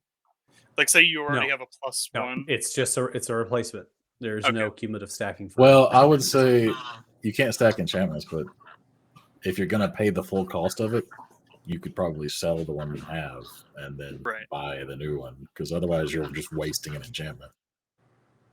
Yeah, that's what I was With thinking. rings, like with weapons and stuff, maybe you can't do that because you like the weapon. But with rings, yeah, you just trade it basically. Yeah, you can sell the items, right, to get a value back from it. That's entirely possible. But an enchantment, if you're going to say I want to go from a +2 +3, is a direct replacement. So you're just going to replace that +2. Yeah, because that's what I was trying to figure out. If like, but yeah, we could just sell. So like, if we sold the +1s, how much is that worth? Are you talking about if you sold? Yeah, like if I sold the +1 to then buy a +2, how much does the +1 sell for? Yeah, so we go back to the material costing of that to sell. Buy the +1. It's 2 plus the half, so it'd be 3. But that's probably- I don't know if it's a markup or we'll second-hand probably- market. Yeah, I think we'll probably do is just make a general rule, something to edit the sheet with, because I don't have a specific rules on selling the precursor of the items itself or the product of the items. So we'll probably say that everything is reduced by half of what it is normally. I think that's probably reasonable. So your ring is 30,000 to buy and 15,000 to sell back. If you have a precursor that costs 20,000 that you're buying, it'd be 10,000 to sell back, and I think that's pretty reasonable. Okay. So a +1 ring, we'd only get 1,500 back because 2K 50. Yeah. But Or you could just you know, keep it because you can have 2 rings on. yeah, I mean that's the other thing. If you just want a +2, you could just buy another +1 ring if you're not already wearing another ring, and those are cheap. That's also true. I was about to say, because, yeah, I'm not wearing a ring. So I could just buy Hmm. another +1. Yeah, I was considering that too, but I wanted to see what all we took out. Because yeah, Okay. we'd be down 60K. So if we just wanted to buy everyone enough rings that everyone had +1 rings on, Yeah, I think that's a good idea. and then maybe a +2 for Maldor or Lucar or both, since they take all the hits. I don't know. I'd take a lot of hits. +1 ring would get me up to 20 AC, so I feel like that's pretty okay. Yeah, keep rubbing it in. Well, also remember we're all about to lose 1 AC to the Dragon Helm. That's also That's true. yeah. That's why I'm big on getting a +2, so I don't. lose. Yeah. I also can sew my Dragon Helm because it literally does nothing because I have the armor that does the same thing. So that also is changed. So just FYI. oh, So I can go through those changes because since you spent time with the Giants of Monsag, that's where you get to learn draconic armor and things. It's just what I'm kind of stating.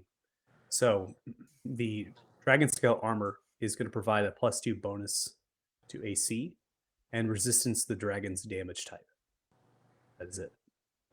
oh, The just kidding. The Dragon Helm is going to give advantage against any dragon's frightful presence, advantage against any dragon's breath weapon, and as an action, the helm can be used once per day to sense a dragon's presence within 300 miles. So literally anywhere on the continent, pretty much. Correct. So if you ping it, you can know exactly a dragon's presence, which means you can say, I feel a dragon over there, I feel a dragon over here, I feel a dragon over there. Dude, that's so good. Exactly. It's a Or when I go rare, tell it's a Brugad? rare item, right? And it requires specific materials. You can't actually buy this item. You actually have to find. You have to get the essentially fine pouch of dragon bone, and a fine sack of dragon hide to make it. Which, since you've already had the dragon helms, all we're going to do is transfer what you have to them. Yeah, but like going into the marshes with these on and just being like, "Hey guys, every hour one of us check where that fucking dragon is." That's why I made this change. I made this change because I noticed there's a couple times with multiple groups where, the dragon would essentially come and be like, "Oh, something's happening," and I was thinking, why doesn't the dragon helm do something similar to the slaying weapon, but more as an activatable thing and a much larger range,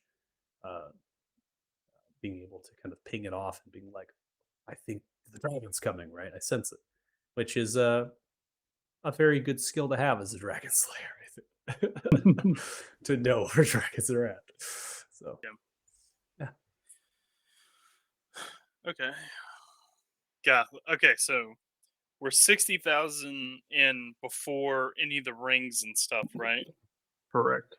And then if everyone was to buy another +1 ring of protection, that would put us down how much? Another 15K? 15K. Yes, yeah, those are cheap. Yeah. Okay. And then so that puts us at what, 73,000 down? Could I get a 75, cloak as so we'd well? still be able. A cloak of what? A cloak, like a +1 cloak as well. Yeah, it's not 3K. Yeah, that's fine. But we'd be a little under 100K at that point. We'd be at like 99.5. Yeah, we still have a lot of money. It's fine. Okay, well, can we get? I'm about to be wild. Can I get 2+1 rings since I'm not wearing one at all? Yeah, I mean, you because should I wear have it too if you're not wearing anything. Yeah, I don't. I have Yeah. a cloak on, so I have a cloak on. So then that would give me a +3. I'm gonna add a second one for me and a second one for you. I think what I would do is also take a second +1, and then so my armor is masterwork. So the +1 that it gets is from the base metal, effectively, I assume, right? Right. Mhm. Yeah. So we could put a +1 on that and effectively make it +2 plate, right? True. An enchantment, I mean. Mhm. So Is that yeah, the so I enchantment would, you want on it? yeah. Well, yeah, I think so for the price. So yeah, I would do another +1 ring and then add a +1 enchantment on the armor. That'd be what, 3K, right, for the enchantment? Yeah. Yeah, same price as the ring. So we're looking at 8 rings, 2 for Maldor, 2 for me, 2 for Varys, 1 for Lucar, 1 for Tegan because they already have one. +1 cloak for Tegan, +1 plate for Maldor. We're looking at Actually, I already have one ring. I only need one, so you can take one of those off. okay. The two. You of can them give are the for second Tegan. one to me then. Yeah, 2 of them. Or yeah, give it to Tegan. Yeah. Oh, was because it Tegan? doesn't have Okay. one. I thought Tegan had a ring. No. he had No, a I have an cloak and he attunement gave it slot just straight to- up open. Yeah. Well, they're not attuned anymore anyway. Yeah, I'm just saying, like, I don't really have much. So that puts us 90K down. So we still have 87K. That's with the boat. That's That's with the boat. Let's open up a Chuck E. Cheese. Yeah, I was about You to know- say, how much would a Varys, what you might want to, what we might want to think about for you is getting you a +2 ring instead and a ring of dark vision. yeah. Well, also Lucar needs a ring of dark vision. Then Oh yeah, those are yeah. cheap. Yeah, anybody. Yeah, who those doesn't are have only dark like vision 3K. Yeah, should probably get one of those. So I would say we get rid of 2 of these. Give Varys a ring It's the same +2. price, but yeah. so +1 ring, a +2 ring, or yeah, a +2 ring, and then a ring of dark vision, and then my +1 cloak puts me at the same. All right. Anything else that we need?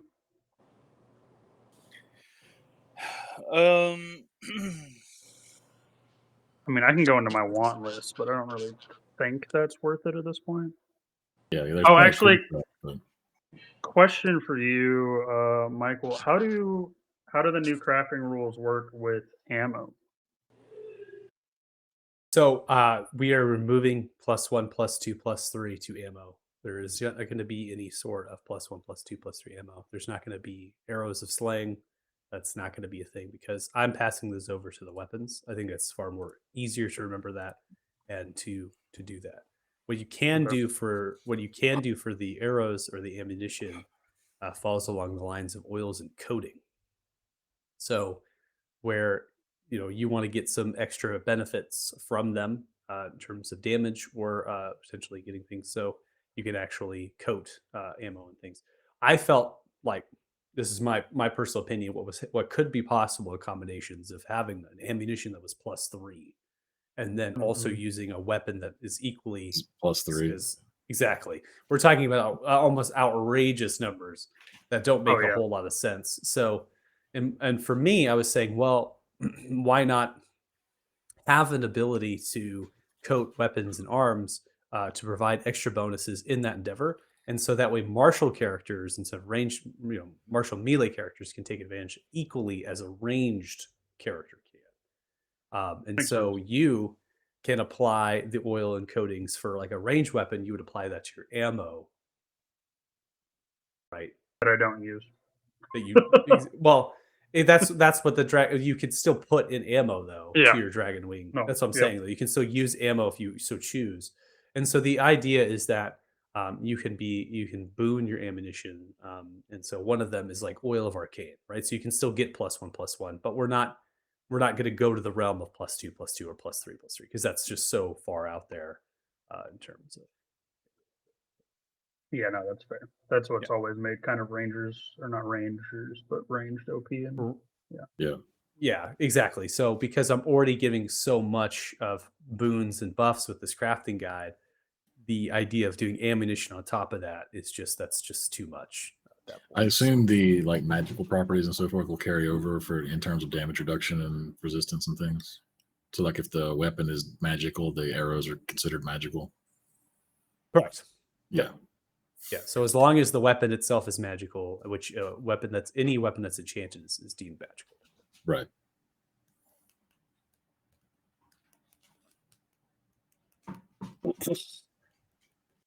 So I hate I hate to be the party goober, but I kind of need to go. Oh no, yeah, no. I was like I said, we're pretty much going to be giving you a chance here. Like I said, the last session are always going to get a chance to really hone down what you want to do with the coin, come to some conclusion, and then I'm going to do that out of session. So I'm going to just actually start adding the items and changing your character sheets as a one unit to with this gold. So Okay. So yeah, I think for me, y'all have all my stuff down, right? +2 ring of dark vision, And the Elven and chain. Elvis. Yeah. Okay. Well, that works for me. But yeah, I gotta go. I told my little brother I'd pick him up. So all good. Yeah, we're at our end of our. We're at 3 o'clock anyways. All good. anyway, thanks for the session. It was fun. Yeah. Yeah. Later. Later. I can't really think of anything off the top of my head that I would need. I'm pretty content. Just the rings and the cloak, just to protect myself. But besides that, I really the staff of Different warding points. is already insane enough for me to have access to those spells. So I think the only thing I would want is a potion of fatigue. Potions, I'm guessing, fall into the same price range, even though they're one-time uses, right? Sorry, say that again. Potions, or do those fall into the same pricing? So like a rare is still 30k. Yep. Yeah, but We'll get a problem. you'll see that the creature materials are significantly less for potions and things. So it's an idea of Easier to get. I just realized something. I shouldn't be able to use the staff of warding.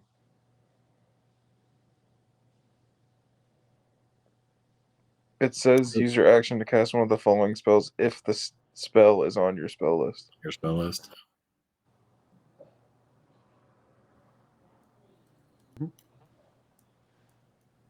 It could be on your spell list with magical secrets. You can use it next level. yeah. Doesn't mean you can't use the staff. You just can't use it to cast that spell. Which Means don't I think can't we've cast ever- any of the spells. exactly, which we've Oh. never really came across yet. Um, I've been waiting for the opportunity for you to say I counterspell. You'd be like, No, you don't. I shield. well, I definitely shielded during. I'll With say I Mound think of you Attack. shielded. Yeah. Oh, you Yeah. did? Oh, yeah, you did. I just forgot. anyway. It didn't matter. Oh well, yeah, it's okay. RP wise, maybe it worked that time. Because I unlocked the staff's true potential. Exactly. Maybe Burga shielded you without you seeing her. No, I tapped into that inner sorcerer because he was freaking out and Maldor swinging at him. Okay. Well, that's another No, I'll take the +1 saving throws for sure. And that insane necrotic thing I did when I hit something with it. Right? Yeah. The strike of withering.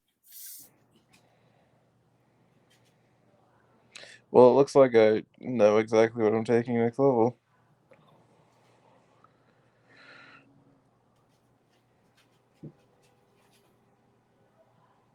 What did I put Mars- Maldor +2 on here for? Oh, +2 focus. Yeah, it's the arcane focus. Let's look right.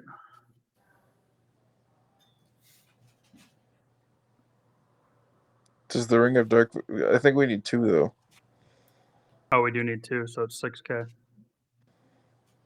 And aren't we also getting a Yeah. +2 ring for Lucar? Are we? Is Lucar one Okay. plus 2 ring? I thought that was the idea. Let me redo my list. I was just doing that for Varus because Varus is squishy.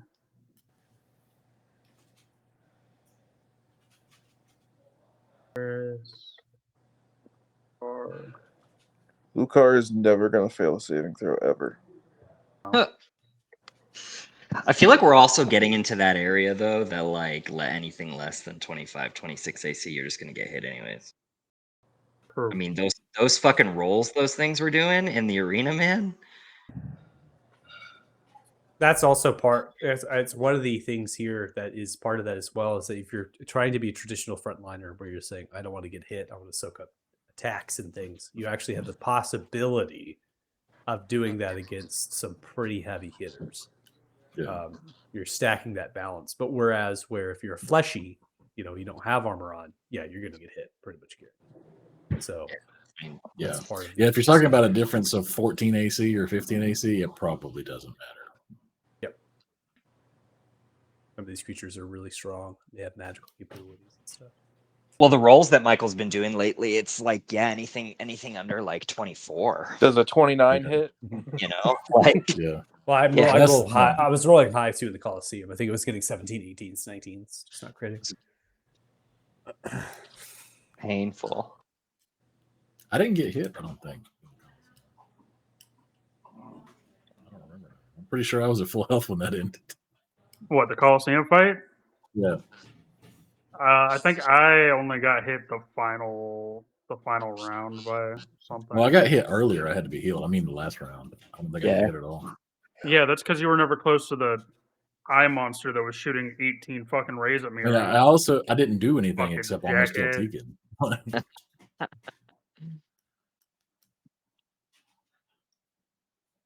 I'm pretty Yeah, sure the prices are accurate. and then but you were doing spell saves. On Yeah. the Yeah, no, I Yeah, got this- resisted 3 times, and then I tried to kill Tegan. That was that whole fight from Mount. Well, now you're gonna have a ring of +1, and it'll help you not. Oh my god. I think I should definitely keep the drums as the normal item because, like, especially as an eloquence bard, when I get that contagious inspiration shit, like, Yeah, that makes no this sense. thing's gonna be crazy. But that's a really nice item. Like, I 100% would keep it as it is. So this will leave us with 30. 30,000. Yeah. Discounted it. It's Quick a good, maths. it's a good little nest egg to have. This does, though, Varus, Lucar, Tegan, Thanos, and Maldor. I mean, you pretty much don't have any ring slots Yeah. at that point. Well, actually, no, I'm only going to be. No, yeah, that's right. I'll be wearing 2 rings. Yeah. 2 +1s because I already have one.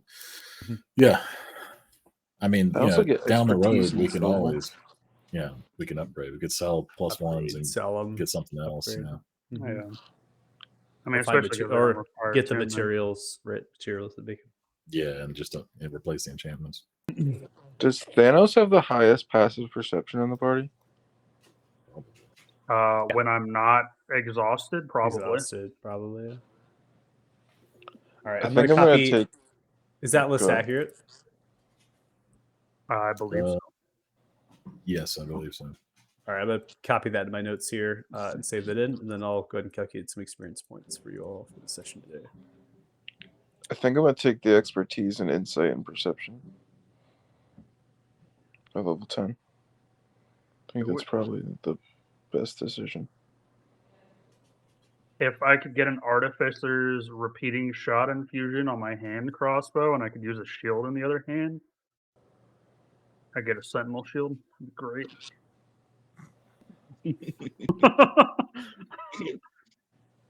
Because that wouldn't be terrifying at all. You just see Thanos in the darkness as he fucking goes invisible with a shield with an eye on it. That I like would to think give. that the eye wouldn't be invisible; it would just be floating around. Right. That would give me a 20 passive. A weird party. All right, so it's 731 experience each, puts you at 58,440.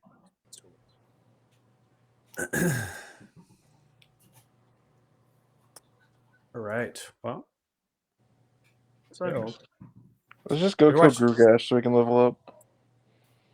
I keep trying to rush us over there, and you guys all want to like talk about buying shit. I'm just like, we can just go kill him now. We get all the dragon parts. We sell the dragon parts. if you're watching the stream, thanks so much. Really appreciate it. I won't have you click on any longer. So we've delegated our crafting and other things. I'll go and close it out here. Thanks joining, and they can join us again next week at Saturdays at 11 a.m. at PDT. Anyways, see you then. Thank you and bye. Bye. Uh,